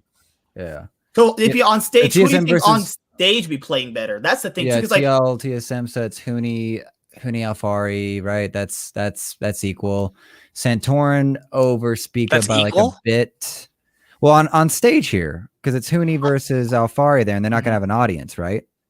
Hmm. I'm I'm not too missing sure. anything. I'm not too sure. They I said think it's going to be Alfari actually is sort way of stronger, but they that's, said- I mean, they said Oh it's gonna no, be- we're just talking like nerves on stage. I would give Alfari like the lead in terms of like him versus Huni for sure, based on if the matchup leads to it, like whatever champs come into play. But But like it might be a bit easier for TL because they do have 3 players that were at Worlds last year playing together on a world stage. yeah, That's the difference, too. their stage experience would leave them far more stable for that. Loss could just choke up hard and just shit the bed. And speaking maybe a bit, I mean, they did get to go to Worlds last year, but that didn't look too good. I mean, he was the best performing from last World. He was, but we don't want to talk about that. That was, Neither do I. Don't worry. I'm So not- it's one of these things where, because remember, before we get to EU after the finals prediction with Cloud9, when these players in EU got back on stage, they looked like they were scared out of their fucking beds. They looked like they didn't know what to do. Some of these players, when you saw the cams, they were so scared. I felt so Yeah. bad for them. like SK, for instance. Oh my god, man. So like I think TL will be better, especially on the stage. And I'm saying TL 3-1. So like we're going to the finals, right? We have to predict it 2 different ways. So there's 2 different teams that could be in there. So if TSM win against Team Liquid and face Cloud9, who wins? That's a All right, silly Warren, question. fuck you. always gonna Okay, root for my we should go reverse order this time, Warren. Okay, all right. So realistically, C9 should win, but I'm gonna root for TSM. I'm saying C9 should win. I'm not an idiot. Sorry, TSM fans, but I'm not a moron. C9 should win personally, because Perks. We've seen Perks at finals domestically, and somehow he has the Houdini magic. And I think that since he's been back in mid lane and he's had a ton of games to get back, this is the Perks that's having fun, that's laughing, that you see, that's like he's back in what he prefers to play. So I'm going to give it to C9, and if I had to, it'd be a 3-1. I just don't see TSM not getting one win, at least. I mean, it's 3-9, C9 would win that final. For me, if Cloud9 and TSM face each other, I think it'd be 3-2 Cloud9. If they face TL again, I think it's just going to be a 3-1 again. Interesting. I'm going. Honestly, I look at if we're going TSM versus Cloud9, I don't see a single lane where TSM is stronger than Cloud9. I don't think they work as cohesively as Cloud9. But you see lanes where Team Liquid is weaker than TSM, besides Power of Evil. I think it's mostly going to be dysfunction, in my opinion. That's fair. Anyway, Cloud9 is too strong of a unit right now. They're peaking at the right time. If they face the TSM in the finals, it's going to be 3-0 Cloud9. If it's TL, it'll be 3-1. The reason why I said 3-2 TSM for the Cloud9 series was because they haven't faced TSM all of this playoff so far. Yeah, I don't. I understand that. I just don't think it matters. Also, Hmm.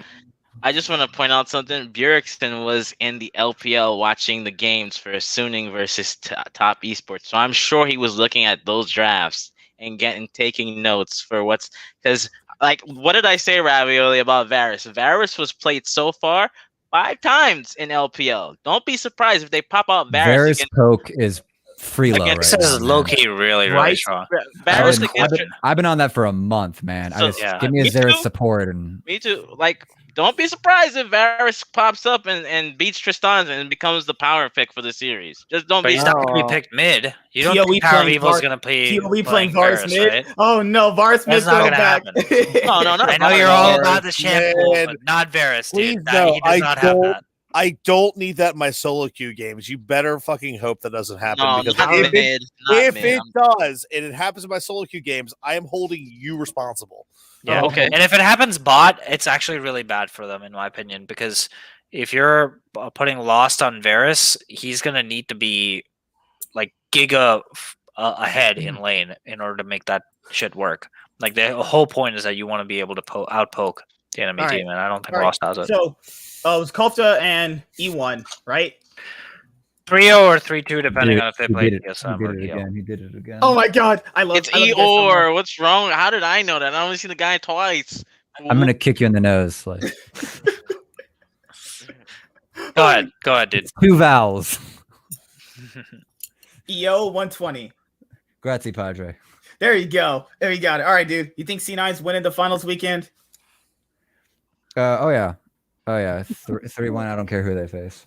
Oh shit! Damn, I'm gonna clap them hard. I Oh, think it's shit. gonna be 3-0 if it's TSM, 3-2 if I it's Team Liquid. honestly, I wouldn't be surprised if Perk just pulls out like just the Giga Buster Blade and just destroys. Giggle. Hey, he activates his Cheers. brick. Just dual wield some fucking cloud shit on a 30 Seconds to Mars music video and just ruins lives. If you know the music video I'm talking about, that's I want to see Perks on a fucking Azir in his current state. That's what I want to see. Mm. All right, so now we're gonna do LEC. Ooh, baby. All right. I'm gonna be honest. With you guys. I was not able to watch LEC because of Easter weekend. It was held at my house, and I have been working a fuck ton these past couple days. I was not able to watch LEC, That's fair. fair. and as such, I have no authority to speak on literally anything you guys are about to talk about. That's fair. It was a fun time. You should watch Yeah. the VODs. It was Yes, there's yes. a lot of good stuff. Yes, It's- I will. I will watch it for next week. I will. I promise. I'm just in peak season at work right now. I'm working 12 plus hours a day. No, Too late, that's you're fired. absolutely- That's fine. You're fine. Fair. But ooh, baby, I called it. Oh, Yeah. baby. See you guys. G2's gonna end up winning it though. See you guys. Nope. Okay. All right, guys. So where do we begin? So the LEC 2021 Spring Split Playoffs Round 2 kicks off. Also, Round 2 and 3 played through this past weekend. Schalke upset Fnatic. Fnatic will not be in the finals, nor even make third place this split. Then Rogue ended up beating Schalke. Then you also had G2 losing to Mad Lions, and the losers semis will be G2 versus Rogue. We had a lot of interesting games to talk about. So I think most people want to talk about and shut off Fnatic. So I think we should save that one because that's all right. Yeah. First of all, so let's talk about Down with So the there- old guard. and people definitely want to talk about G2. So we'll save the best for last. Let's talk about Schalke. How did Schalke perform? Well, how did you guys think Schalke performed for this week? Actually, for this past weekend. I think since they went on that winning streak, that had that do or die, that they had to win the games, and to make it in playoffs in such a crunch time, and they overperformed considering who they went up against. They almost beat G2, and I think that wore them out too.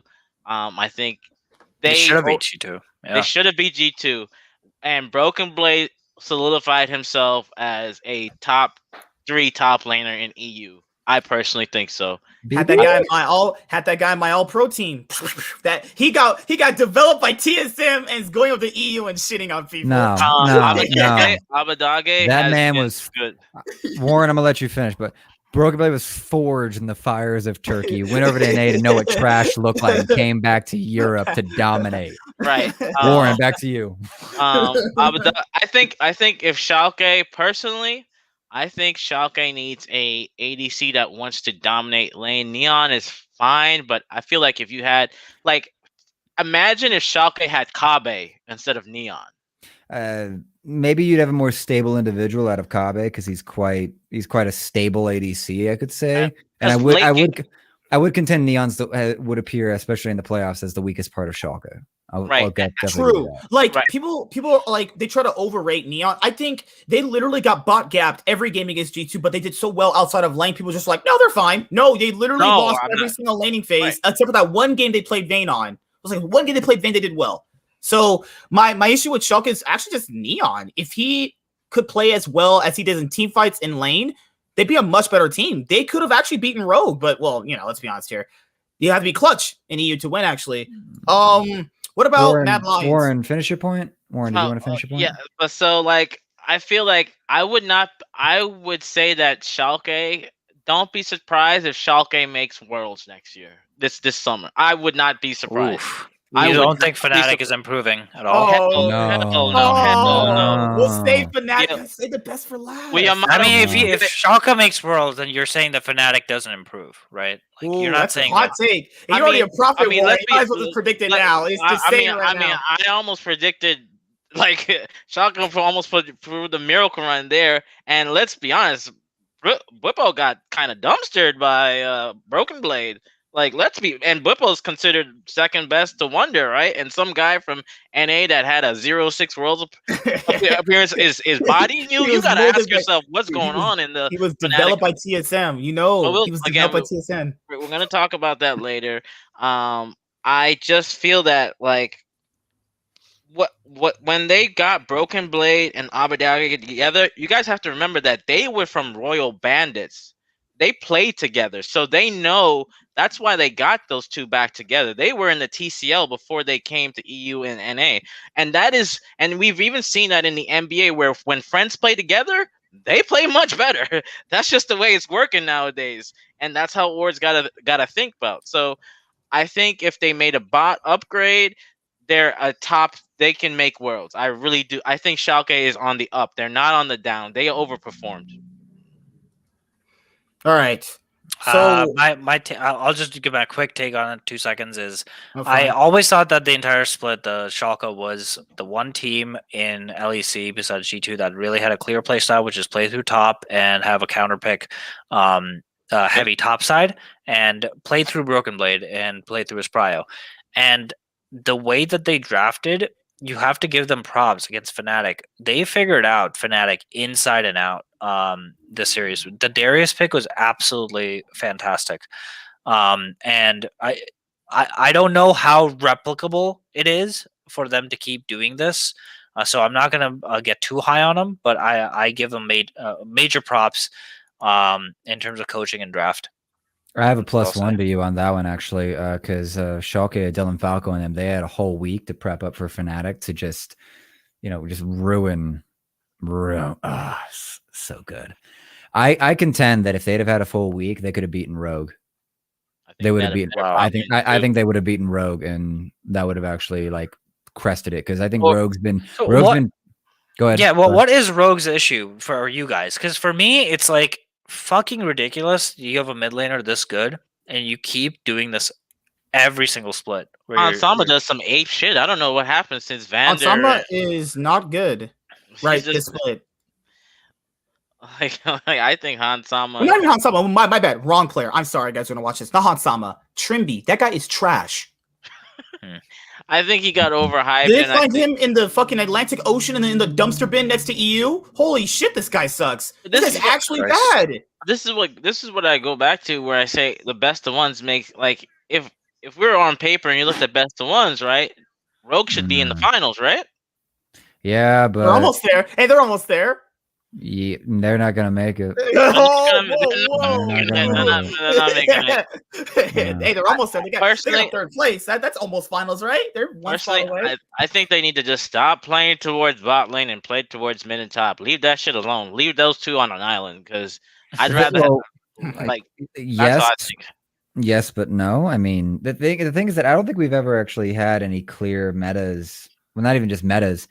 There's never been a meta that Rogue has also decided to play very clearly early on in the game through Larson, because Larson's always been on like much more control, except for the ADCs that he's brought out, which Rogue has had relative success on this year in the best of ones and during the regular season. But like when you think of Larson, you think of he's just another like PoE frog in, control mage type of player, and he is good. Like he is what top 2, top 3 mid laners in EU, like bar none. But there's just something about where Rogue is like you're really okay with them being top 2 in playoffs, but you're kind of looking at how the rest of these playoff teams are just growing and doing stuff. Like Schalke is more exciting to watch and to see grow and become better. And that's where I really think that if Dylan Falco, BB, Gilius, they all had a week to study the tape and get a plan for Rogue, they could match, if not make that like a proper 5-game series and really make you wonder like who's actually like, top, who gets that third spot. Because right now the top 2, at least without playoffs, will end up is Mad Lions or G2. Or Mad Lions is top 2, obviously. And then whoever wins between Rogue or G2 is going to be a top 2, obviously, as well. But very obvious things. And I think like, and the funniest thing for running on this, like who would be a better number 3 between Rogue or Schalke? I would want to give it to Schalke on account of I think we saw this on the second round robin when Rogue had their second game against G2. They had, I think, and I'm ready to see this this weekend. I think Rogue and Larson specifically have a massive mental block against G2, and this weekend might actually be a giant disappointment for Rogue. Some hot takes, right? And then you also had the thing with Otawamne choking really hard in that best of 5 they played. I think it was the last week, right? Yeah, and with the Kennen. It's so funny. They have almost similar records that they have with Finn, and because Finn was the problem. Think about that. It's a similar record they had in summer last year, and they still dropped down. Think about that take right there. And you got Otawamne is supposed to be so much better. Suck my asshole. Why not? We do it right now. What the hell? We open it up? I'm just Rogue. Yeah, but Rogue was never even top 2 during regular season last year with Finn. No, they were summer. Remember they got first place. They auto qualified. Yeah, they did get first. Okay, yeah. But outside of that, I just don't think Finn ever like felt good. Like, and that's a very weak take. Like, because Finn and Arome, I would mix their names up just because, like, oh great, the 2 rookie teams that are contending with the old guard got top laners that are less than mentionable. And then he is like Otawamne comes in, like, I'm about it. He's got a good long name and history, and and so because him and Cabochard were just like the top laners out of EU with SOAS before Bwipo came along, where it's like, yeah, they can contend internationally, it would seem. Why does Cabochard not have a team, but Otawamne does? Like, I'm just saying, Cabochard retired. Yeah, Cabochard brought out the Cho'Gath, ate some Koreans, and retired. End of story. Because he's eating a baguette right now. All right, so we also have Mad Lions. Mad Lions took down G2. Mad Lions finally make a final. That's crazy. In EU's history, since I've been watching, even from the other teams, Alliance has made a final. Misfits did. Schalke did. And Splice did, all the way back in 2016. So it's only been like 4 different teams throughout EU's history that have ever made different finals. Counting before G2 came in when Fnatic would obviously beat the other teams. But so pretty much post G2 era, there's only been like 3 different teams that have made finals. That's crazy. Fnatic is dead, and G2 versus... Oh no! Fnatic's on a rebuild. Fnatic's dead. I don't care. They would have to blow up that. Fnatic needs to get a full rebuild and we can jump into this later because I think they're there are significant problems quite everywhere. I saw it. I paused. But the Mad Lions versus G2, the series that we saw, just kind of leaves you going like, either G2 need to hit that extra gear that we are all expecting out of them, or Mad Lions is about to basically be saying, hey, G2 is quite beatable and we have all risen to them. Or the what do you think? What is your take? It's where I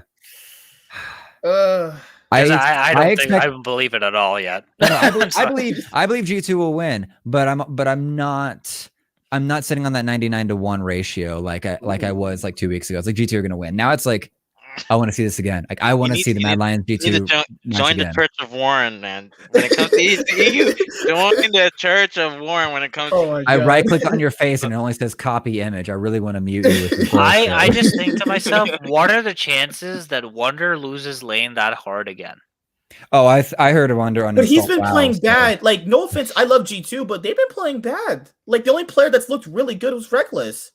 Like, I thought Wonder looked especially bad. Mm. I don't know if he's the looked entire bad team- both these best of fives. He's looked pretty bad. Yeah, like, no, I agree. 100%. Yankos, he's Stop old. playing WoW. Yankos is an old man. I don't know what he does. He fucking goes outside and feeds birds, I don't know, dirt or some shit.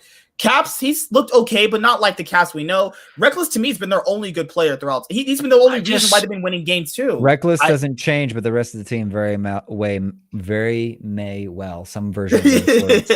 Yankos pointed this out on an interview where they actually don't have a leader, a very clear, distinct leader like they did with Perks before. And Reckless is not that guy. Reckless is Mr. Consistent, and you know. Yeah, he even said he didn't like all that pressure when he was on Fnatic the year. Yeah, he's not that guy. He's Mr. Consistent. He's that guy. So it's kind of where like if Mad Lions beat G2 and it looks like a game of even inches, then you start asking the question of like, granted, like Perks had his own decision if he wanted to leave, but did G2 fuck up letting him go or anything like because you can definitely have the mechanical upgrade in the bot lane where Reckless would clearly be a better ADC to Perks based on pedigree, based on history and stuff like that.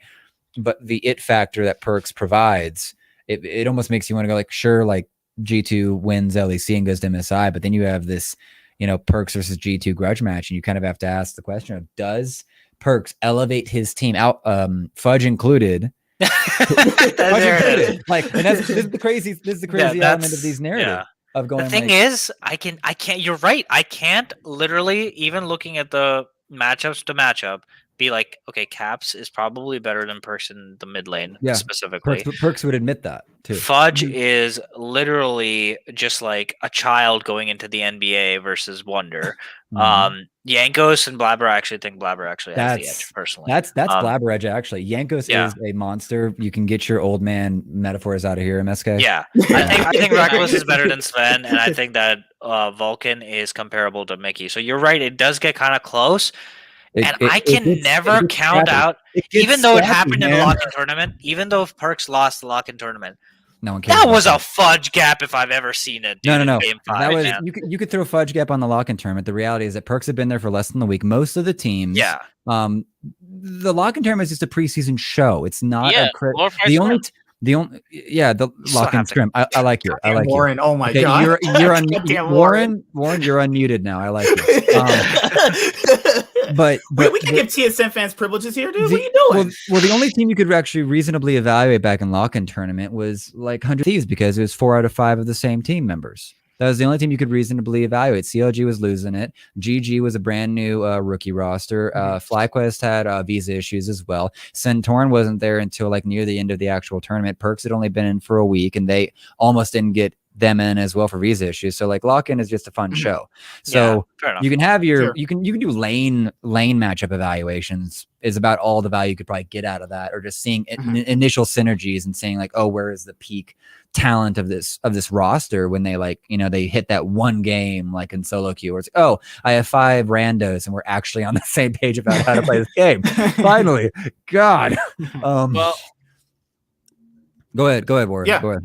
No, well, I feel that like a take, I guess you could say, is that like Perks for G2 was like Sword Art for Suning, because Suning wasn't the same since Sword Art left. No.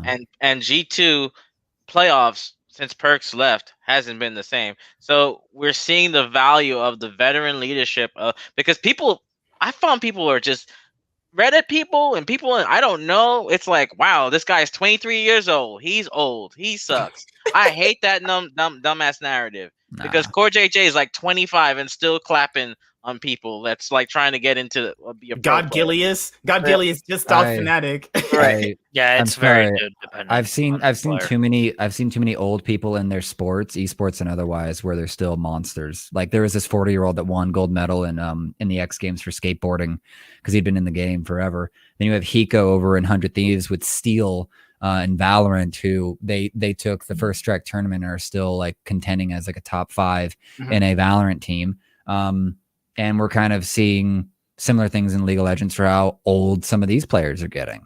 And those that just want to stick around and are still competitive. Depends on how passionate they are about the game. Oh yeah, it always comes down to that. It comes down to the and how the orgs are handling too. Oh yeah, definitely. Because and the weathered element that I think is a good vocabulary word that LS has brought in to sort of factor in how capable they are of growing or getting better and stuff like that. But the one thing I wanted to too long. The one thing I wanted to bring up this past week and these past weekends we've had for the LEC 2021 Spring Split playoffs is these guys are playing on stage. Actually look at how they look at the cameras when they're playing on the stage. These guys are playing, some teams are playing better on stage and some are just playing worse. Remember, some teams made the transition to playing online better than others, and then also vice versa. Now we're seeing some teams transition better from playing online to the stage. Now, you would think the veteran rosters like Fnatic will just talk about just a moment, guys. I knew you guys were here about Fnatic. We're gonna roast them. Wait, I got one thing with the G2 mad when you. It's like I do too. It's like they haven't played on stage in so long. So is this just quote unquote stage nerves? No, I'm not giving G2 an excuse. You want to know why? These motherfuckers have been the talking world. About G2? Wait. Are we talking about G2 or Fnatic? All the teams. Oh, okay. In regards to G2, because I hate that team. Not because it's because when they use their flashes, I'm like, yeah, you motherfucker, now you want to use your flash. But anyway, I'll explain that later. Anyway, I can't give them an excuse because they've been to semifinals. They even had that run in the gauntlet one time when they had to run the entire gauntlet when they still had that there. G2 have people with experience. I just can't give it to these people when it's like when Grabs will that take that Grabs have about we don't want to burn him out. Motherfucker, like these guys are 20-something years old. They're not like running down a court or a soccer field or football or playing even baseball. Like you make it sound like they're doing some high intensity stuff. Like these are veteran players. Like who's on G2 that's oh my god, it's fool. I just want to fall out of my chair. Talking about America. G2 is America's team, man. This is America's team. Warren, Warren, I have one ask. Just turn the camera on before you fall out of your chair because I want to see that shit. Oh no, you're never gonna see me anytime soon. But I'll send you a cam. I'll send you a cam. Over there, like fucking sacrificing people in his fucking bathroom and cutting up their human body parts. But yeah, I just feel like their experience is like on that, like considering Yanko's from H2K and like if we just experience, like you can't give these like I can give a team SK more leeway because they're literally it was literally treats with rookies than I can give to G2. Like, but the issue here is like they might have the experience, but you still get nervous playing on big stages though. That nerves aren't just something that'll just go away no matter how much experience you have. You know, so they do. Well, they do. They do. I have a very clear reason for why G2 lost against Mad, and it has 100%. I think it's like literally 90-10 draft. G2 after you're done. Yeah, draft. I don't know why they were like you guys were saying that everyone on G2 was playing bad besides Reckless. I don't believe that's true because they literally played the Karma agency they went. So why is Reckless playing? I mean, he's literally playing support for Caps, right? Like that's how this game is going. I just don't think they had the right read at all. The only reason why that style works is because of Seraphine. Like you can play Seraphine because she's just busted. I don't agree with the Karma pick. Yeah, the Karma pick at all. Yeah, that was the game they threw away. Yeah, and really. when I don't look at the Karma pick and I look at everything else in isolation, where besides top lane did they get gapped? And what exactly was it macro wise that Mad Lions did? And I don't see it. I see a comp diff in a very, very difficult to execute team comp on the side of G2, where it's a very standard team comp on the side of Mad Lions with playing Jinx Rel or any type of hyper carry ADC. They have one damage dealer in Caps in these comps where Wonder doesn't get insanely far ahead. So they're just limiting their own options for winning. And I don't think that this happens next time that they play each other. And I think they were too pigeonholed in their like Seraphine victory that they thought that, oh wow, we can just play any similar champion, and it'll be fine. And it wasn't until game 3 where they actually got off of that. You know what I mean? So I don't know. Here's the mindset that I would actually. You had something you want to run in, right, Warren?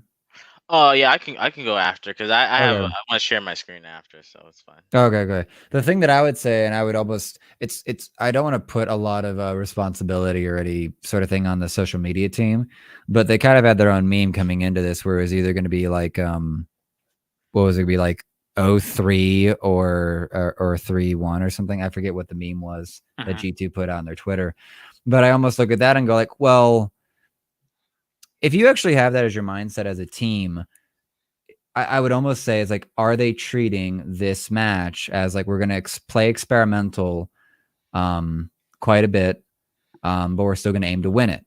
Because I believe Grabs is quite sincere in his tweets after the game, where it's like, no, this really fucking sucked to lose. We should have had this. And I think so I would almost suggest that they went down an experimental rabbit hole, trying to see like, okay, on a competitive, real stage level, let's get Seraphine, Light, and Karma. Can this even feel like it's going to work?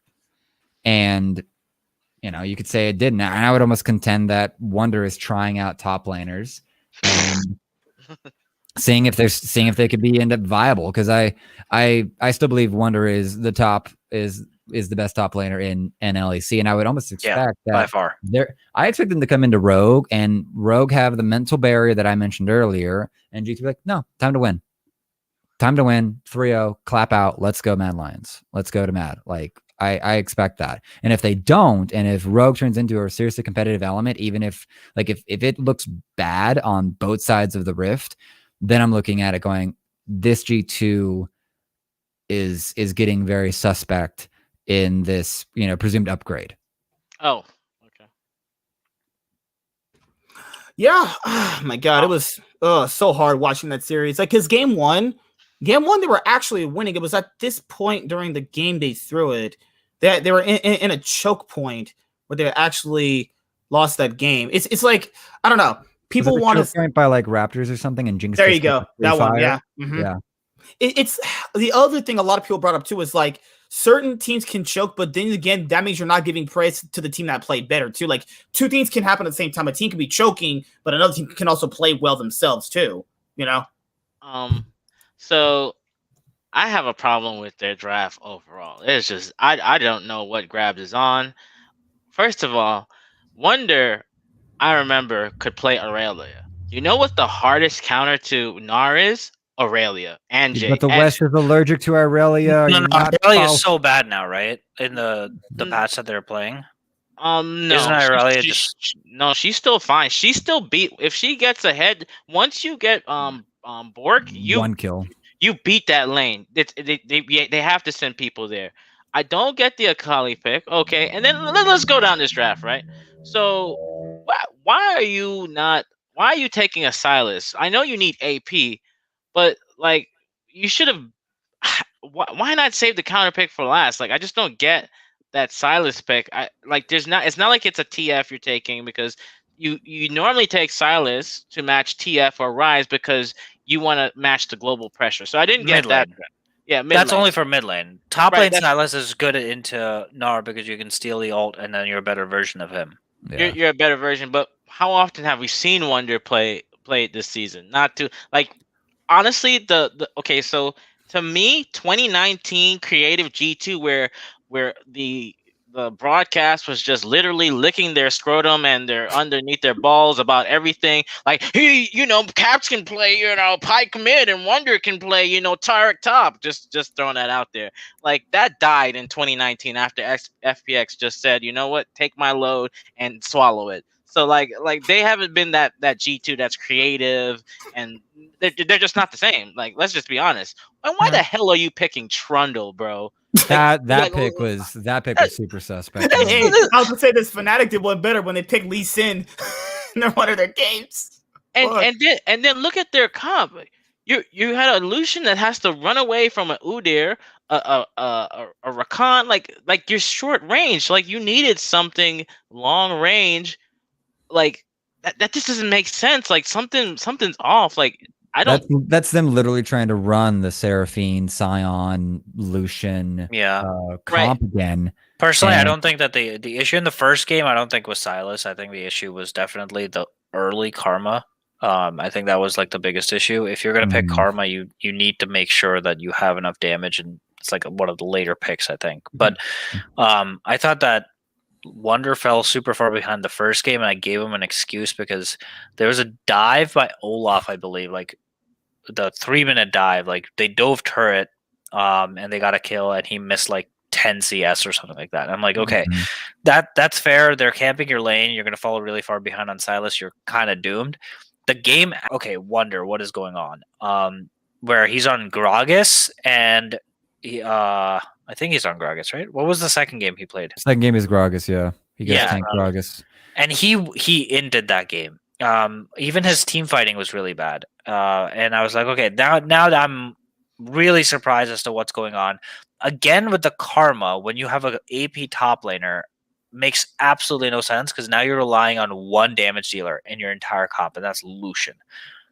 It's not going to work. Like you needed Evelyn here or something to like you needed an Evelyn. That at least you have someone that can. Because like let's be honest, if you put an Evelyn right there, they're scared. They can because you blow them up. Like, but Jankos is. But then they have too much AP. Yeah, they'd have too much AP. You'd have to end up with like something else for at least the top. I think it's that. It's, as we were saying, like Karma's just a bad pick. It's just, I think it's objectively just bad. And if you replace that with any ADC, even like a Sivir, would have been really good. I would almost contest that all of us, including G2, learned that Karma is not a good substitute, even with the Groomstone combo to replace the Seraphine idea and having like, because it's the same idea of having like, 3 tanks, a Lucian, and a busted support, which should be Seraphine. Yeah. But like Reckless is never going to get to play that again at this rate. Yeah. Because that comp when it was dove in hard with a Dylan Falco, Monte Cristo on SI, like they all the discussion on items is like very negligible between either Leandri's or Echoes. I forget the name of it. The purple one. Like the difference is not really there. Like you can have the contest, but it's just the math just apparently from Monty's research just is quite negligible.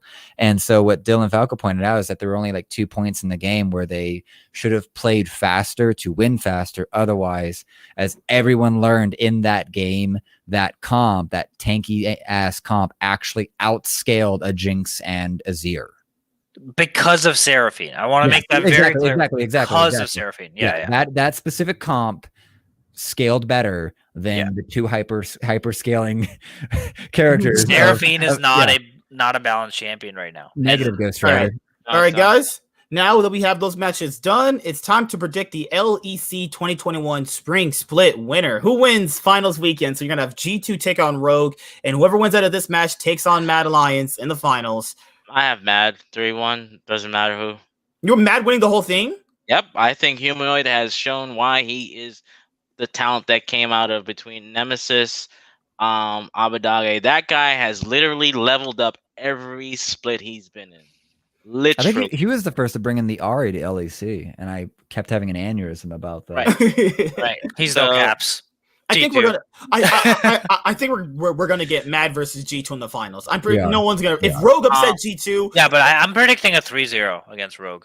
Yeah. I'm predicting I will reemphasize it. I think Rogue, especially Larson, have a mental block against G2. What if Rogue wins? And that, dude, I said this like even last split and the split before that. I'm like, there's no way in hell I look at that particular matchup and I'm like, there's no chance that Rogue has to win because they're just stylistically a complete inferior team to G2. Stylistically and player-wise too. Like they just that's what I mean. Play, yeah. And I think we went to that, like, I had this clip about Jankos ganking top lane against Beppo when Beppo was playing Yone or something. And he's, like, intentionally taking an inefficient path because he understands that they have one game state in which they can win, right? Mm-hmm. Jankos is so good at taking away the enemy team's one winning, like, if they only have one win con, Jankos is good at playing against that win con. That's, like, the Smithy type of jungling that Jankos is known for. And unfortunately for Rogue, it's so obvious what they want to do, and that's play through Larson. And when you have Caps and Yankos on the other side, it's just not a win con that you can reliably. Yeah, they can't use their mid jungle and muscle through G2's mid jungle. It hasn't worked. Like, it hasn't worked all split long. It hasn't worked ever. Even when they played the best of 5 last year against G2, when they had fucking purchasing Yankos and Larson, it didn't work then. Like, nothing. They're just an inferior team. It just happens in sports. They're Rogue are a good team on their own, but they're just worse than them. Yep. That's how sports Yeah, work. it's inches. It's inches because Inspired's a monster. He's actually really good. Inspired has shown up as great. a monster on Rogue. I think the issue is stylistically they're bad. Oh yeah. What do you got, Warren? I was gonna say, can we say that Armut is probably the most underrated player to join since That's fair. Like, he's fair. not he hasn't gotten praise, and considering he replaced Arome, he his first EU Big playoff stage and on stage he performed well. Like, I gotta give Gap it to the guy. wonder. That's crazy. You're right. He Absolutely. Gap wonder. So like Armut is showing why Arome is back in EU Masters. Hey, he already took one EU top laner's job. I mean, could he take Wonders next year when Wonder retires? Hey, No. I thought G2 only recruits from Fnatic. that's true. Yeah, Fnatic. We're almost there. We're almost there. Oh, Mad no. versus. All right, so since we are predicting G2 versus Mad, Warren's predicting the upset. Warren, we're actually going to get a new EU champion after all these years. You saying that? Yeah, we need a new guard. I think that It's on its way. Give it another year, and I might be with you. But right now, you're out of your goddamn mind. and if they win, listen, if you're on NA, if they win, I will give you RP, $20 RP if they lose. G2 wins? If G2 loses, I mean, if Mad loses, I'm gonna give. You I don't want to have- throw that? You want to throw that down there? Yeah, $20 RP. I'll bet it right now. Absolutely. I'll bet Yeah. $20 in RP. 20 I'll go buck, for that. 20 I'm buck saying- RP. G2 in finals G2 beats win. Mad Lion. You're not even going for a game score. You're literally just saying straight up, Mad Lions win, and you're betting RP on it. You're a madman. Think It's about crazy. this. Think What a about this profit. before the meme game at the end of the season, right? I don't know if anybody remember. Mad beat them, and they beat them bad too. Like, So they you beat don't them- think that this is a draft diff at all? You think that this is just replicable? Yeah, I think Mad losing. Like, think about how, like, when you lose, you learn so much more to make you want to win better. And they That have sounds like an argument for G2, but go Yeah. on. But they couldn't Yeah. do that last year, though. Like, when Matt beat G2 last year, people thought they were going to win, and they didn't. They actually got clapped a lot the next time they faced. Shadow was a Lee Sin one trick we found Word. out. So that really didn't help, because Yeah.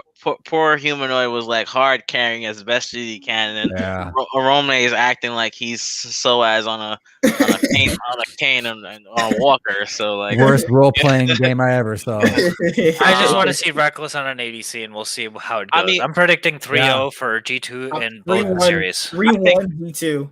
I 3-0 think for Rogue, and 3-1 for G2 to win. if Kaiser pops off with Karzi, I just don't see it, man. They Karzi bodied and them. Viper have been playing really well, though. They've been playing great. They've been playing great. Like, you can't even give it to, like, normally if you told me 2019, sure. Now, no, I can't do that. I cannot put Karzi. I put them dead even between Reckless. Mickey has been running it, dude. He's been running it. Actually, I think down. the reason why Mad Lions is doing so well is because of Kaiser. I think he's literally been the difference maker in every. Kaiser's been a big difference maker. But yeah, Armor- guys. Armit's a more solid top laner. Humanoid's really coming into himself, and Kaiser. Oh yeah, I forgot. Wonder said he Kaiser's just uninstalled. got. Kaiser's got a brain big enough to fill the whole arena. Like, Wonder said he uninstalled WoW after losing to Mad Lion. Yep, So it's yep, over. yep. It's over now, guys. He's ready to He's go. gonna like- freaking hit Challenger in like a day. He's gonna play Minecraft. That's all. he's gonna hit Challenger in Korea with. All right, guys. Now we finally get to the moment. Fnatic is out of the LEC 2020 Spring Split playoff. What happened? What happened? Oh, we should go over self. What happened is I was very wrong about Niski, and I have Oh to. no, I think you miscalculated for self-made. I think Really? you got the players wrong, dude. You got the No, players no, no. wrong. I just meant No, that no, no. Niski I thought would enable self-made to be the best version of I himself. don't think- I don't think- am. Go ahead. Go I ahead. just- okay. I just don't think that they have that type of. I don't think self-made is just so pure carry that I think Niski's way of doing that is never going to work with his play style. But how is Selfmade different than Blabber? In what ways is his play style different? Give me back. Okay. Okay. Thank you. I don't know why this happens. I have no idea why this happens with the camera thing. Just stylistically, what? Oh no, I will. I actually have a decent, and I'm taking this from Thorn. There you basically. go. I would put that Selfmade is this generation's Forgiven. Whoa, that's a big Do you take. think that And he's that- intentionally sending it so that he ends up? Oh on no, I next think split? Selfmade is so focused on his own ability and so unable to connect, especially with this top laner and this mid laner, that he's actually throwing away any chances he has of being the best, like being the next great guard of junglers for EU. Because if you were listening to an interview with Bwipo on the Crackdown at the end of, I believe, last season, Bwipo had gone to management saying, no, Selfmade is not good for Fnatic and how this team ideally would want to play in a long-term basis. So that's a professional thing, and Selfmade and Bwipo can still, I guess, work together. But then Selfmade also made his own sly comment early on in preseason that is like, well, we wanted a good mid laner, and here we are, unfortunately. Oh yeah, Okay, that's just a EU joke. Well, You can call it an EU joke. Too. Remember, the Reckless joke was there too. He's like, well, Reckless didn't carry shit. You guys don't know what you're talking about. He did say that. I have the clip I put up on the channel. He said Reckless didn't carry shit the way people. That's why I like saw him. Wait, I think that's just dry. Like I actually just think that's a cultural maybe gap because Selfmade is well, yeah, no, like he has that same sarcastic deadpan takes that he always does. Even I remember him like coaching their vlog guy, the videographer or whatever, and he was just like, yeah, so you do this, this, and this. You're obviously gonna make challenger. Like Blue, you need to jump in a river. You need to jump in the river saying Nemesis is better than Selfmade. You need to stop that right there. First off, different roles. Second off, no. But anyways, I think that you're right about the. I'm gonna go over this. So I would go over the tweet really quick because after he made this, he said, "To be honest, I don't feel bad about losing today. It's pretty clear we were bad this split and we barely made it to playoffs thanks to other teams. That's also true. He's not lying about that. I think first two games were kind of trolled draft wise, but game 3 we pulled out the Fnatic special and it ended up as always. See you in summer." Then he tweeted this a couple days afterwards and he said, "Never mind, it feels fucking terrible." So. Woo. I just no. That's actually like that's a few. That's like less than a few. Wait, is it 2 days later? It is 2 days later. Okay. Yes, 2 days later. See what I love is that Dylan Falco even spotted that he had played Lee Sin before he came to the studio that day. So like the Lee Sin pick wasn't the greatest surprise in the draft for. Oh, is that why? Wait, Yeah. Was that their pocket? Wait, why was the Lee Sin pick? I didn't hear that. The Lee Sin pick was just self-made. Apparent so Dylan Falco said on SI that he'd actually spotted that self-made play a few games of Lee Sin before, like earlier in the day before they'd even gotten to studio. And so like when it came into draft, he wasn't surprised. And if anyone knows, that's crazy. Yeah. And Why if anyone would doesn't he be playing on his main? That makes no sense. Well, if you care about hiding picks or anything like that much, yeah. But either way, as I understand it, Lee Sin is a dog champ right now because the items don't let him clear, and you have to clear super fast these days to stay relevant throughout the game. He's very strong in the top lane, by the way. Just so you know. He's strong in the mid lane, believe it or not. Actually, solo lane, yeah. BB asked if he could play Lee Sin top, and Dylan was like, no. Wait, is this in the same episode? Yeah, this is an SI today. Yeah. I crashed through all that stuff. So yeah, I really contend. I see BB doing. BB. When BB pulls out the Darius, I was like, BB can play Kiana top. So I know. I can just imagine him bringing it up to the coach. I think Lee Sin looks good here. And the thing is that BB has been the most charismatic personality on camera for the past 2 years in any he's a chubster, dude. He has got such great dad charismatic energy or something like that. So for me and Fnatic's issues, there's a lot. So me and Warren, we're actually doing a video on Fnatic specifically, but I'm not going to reveal all the things. Nothing private, obviously. It's just just my general takes, right?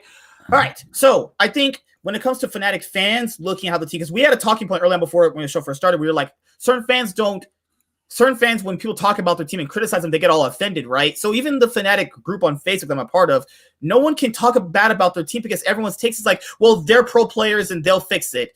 And so it's like, wait a minute, you're okay with losing to G2, getting actually fisted in the ass by them every single split. You're okay with just losing to Schalke. If and this is the thing with Fnatic too, and this has happened with TSM a long time ago too, like these legacy awards, why are they so afraid to cut players to make, and like, I don't understand, like, what is going on here with somehow, like, Hillsang's been playing bad.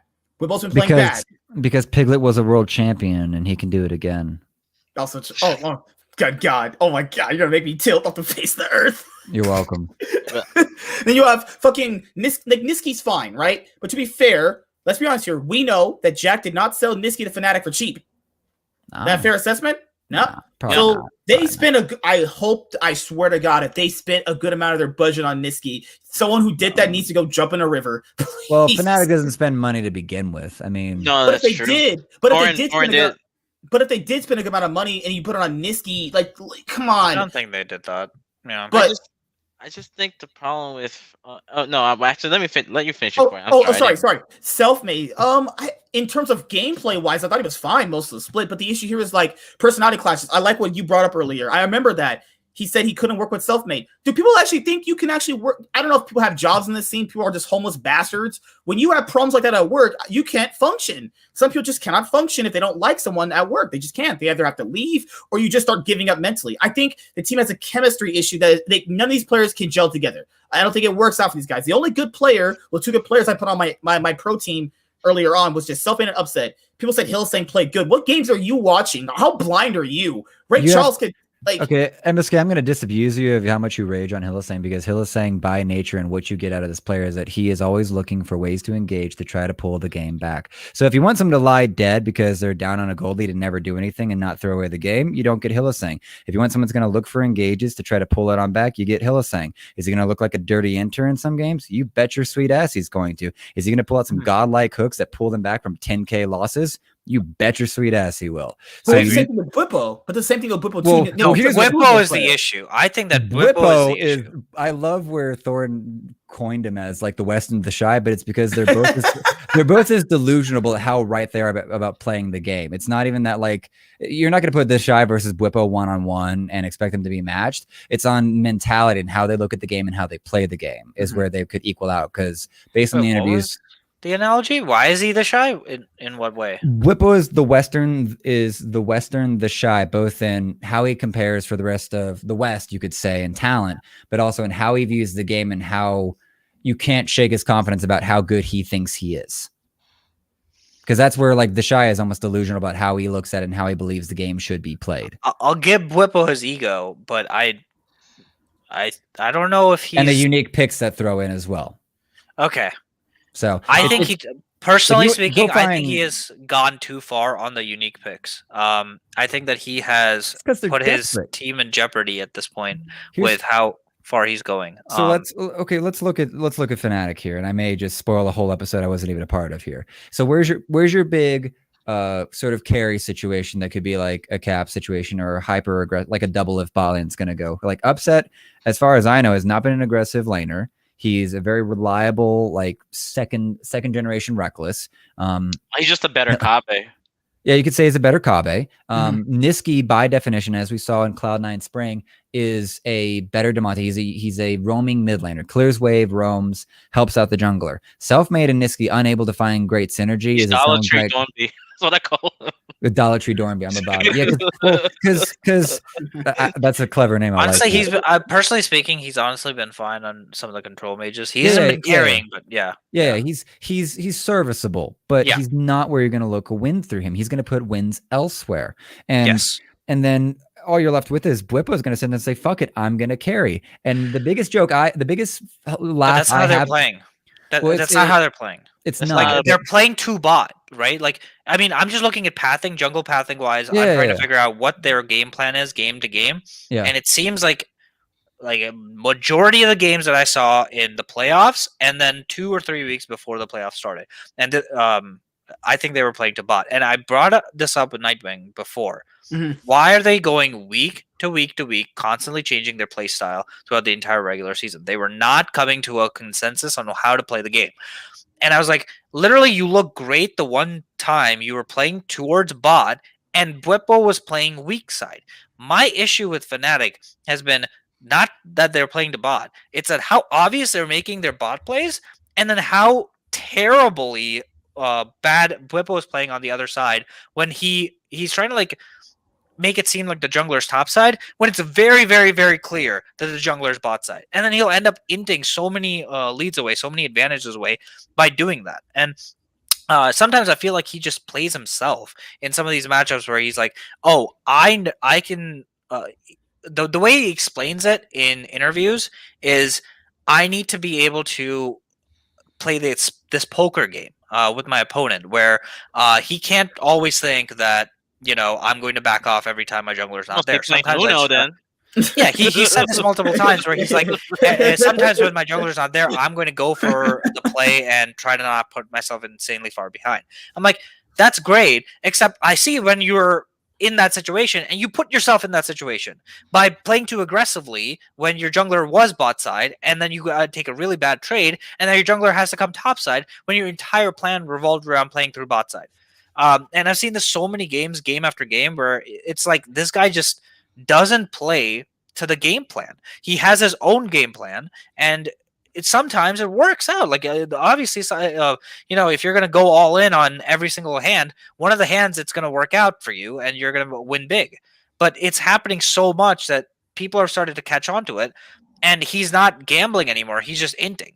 I don't want this guy anywhere near me. If we were in Vegas, holy shit, this guy's gonna make me fucking broke. That's an opinionated take for sure, and you can find examples maybe to counter it. No, here's the fun thing: is that you're identifying of their patterns and what they want to play for. Dylan Falco talks about this in SI as well. Mm-hmm. Like this is the reason Schalke trounced them so hard is that they had a week of planning. They're so obvious. And yes, they just revealed it. It was such an obvious pattern of what they want to do with slow push 2 waves and look for the dive. And Gillies is like, alrighty, time to get bot and counter the whole damn game plan that Fnatic has. I can literally pull it up on any game that they played.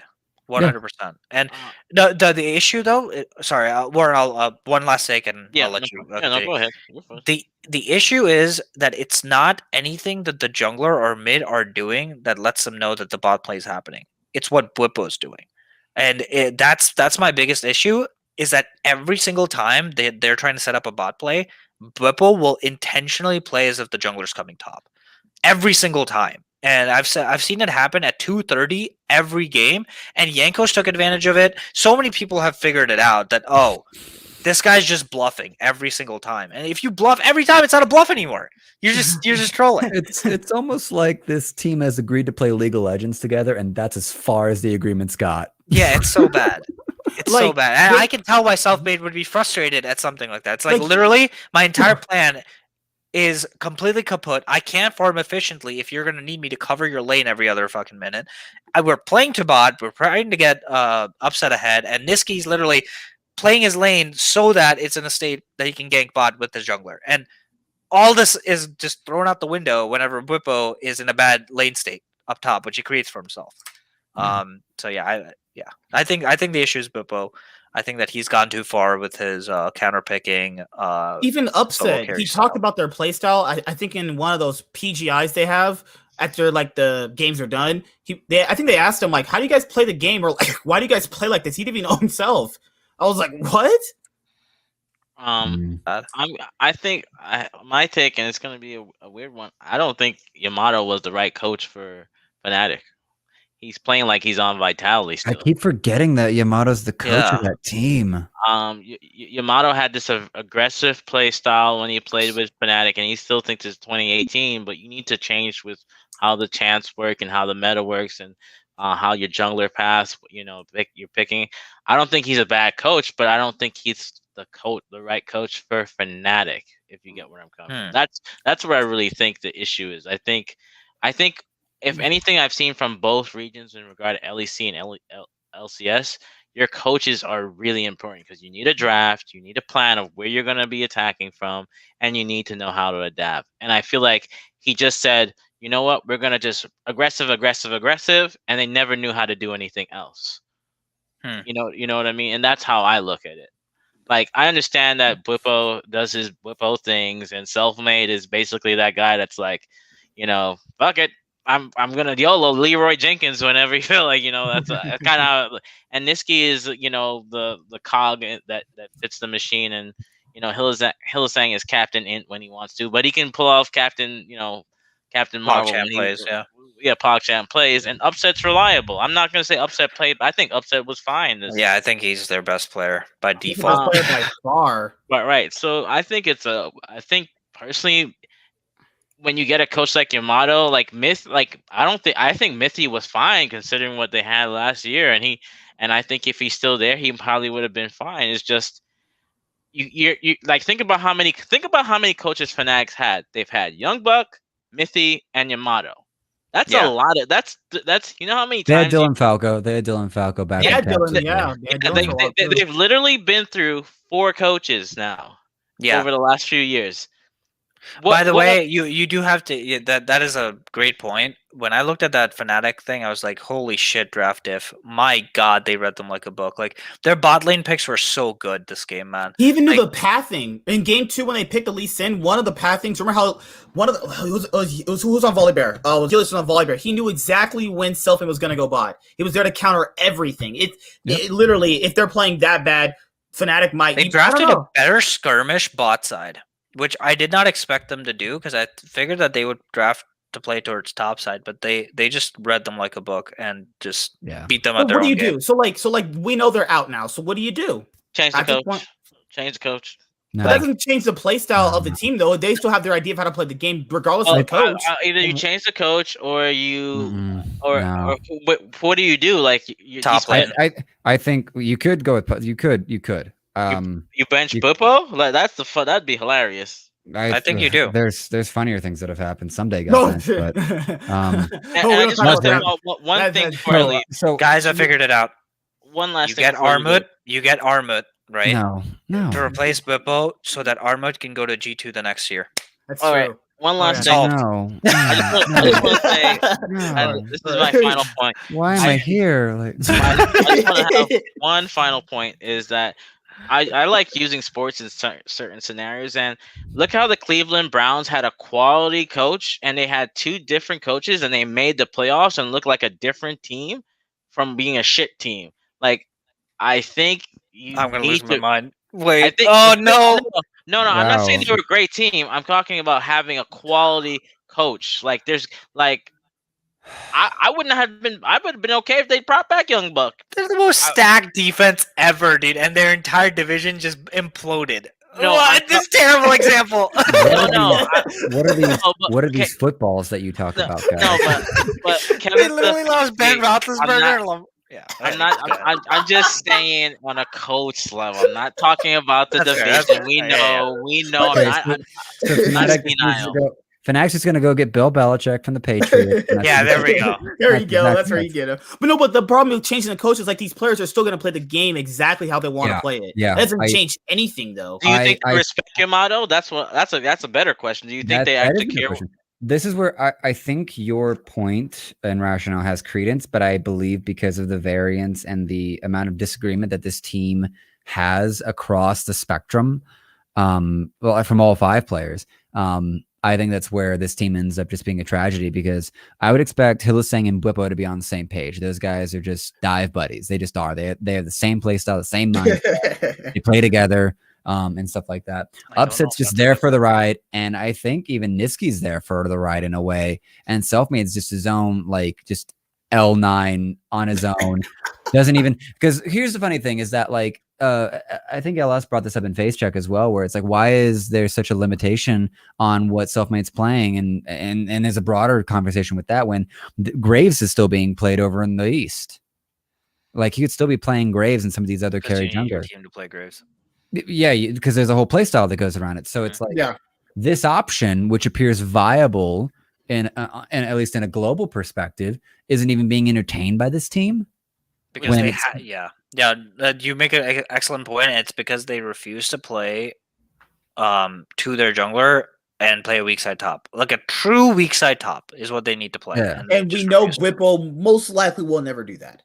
Well, he did. That's the thing. Like when Reckless was on the team, he was literally okay with playing Psy on top every game, Maybe hinting because it, that might but be playing different, Psy though, on top because every game. That might be different because maybe he respects Reckless to the point where he would be willing to do it. Does he respect Selfmade willing enough to play a weak side top laner? Or Well, when you're the issue of the team, I think him and Selfmade are just very different in how they want to play the game, and it just leads to It's these. just not going to work. And then who do you keep, and Selfmade or LeBron. Bippo? I think it's a very clear choice. Who do you keep? I think you flip a coin and hope for the best. Oh God! Because here's the thing. Here's what you do. I would You almost prefer to flip Selfmade and give Bwipo the opportunity to. I would give that team the opportunity to bring up a jungler.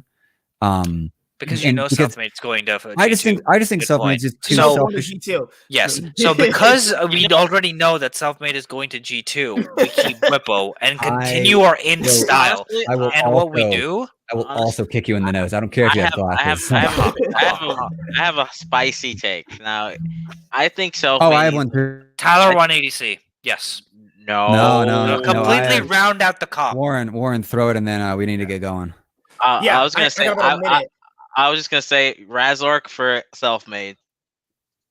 Oh, not bad. Here's my hot take. Bwipo goes mid lane next season. All right, guys. This was a great show we had this week. It was a great time seeing you guys. I will see you back here next week. Yeah, I already told everyone how these are going to be. No more C9 Fancast. Like I said, we're going to do everything in one show now. We had a pretty good, time tonight. We had a fantastic discussion. Great show. Can't wait to do one next week when Cloud9 and G2 win the spring splits, baby. Let's go. Can't wait for you to be disappointed and be like, I can't wait for Warren to pay me $20 in RP. All right, Warren. TSM. Let's go. TSM. Well, they suck. Oh, they're trash. All right. See you guys later. Like, comment, subscribe. Most of all, enjoy. If you're watching this right now, I don't know. Then probably, watch porn or some shit. I don't care what you're doing. See you guys later. Peace. Have a good day. Night.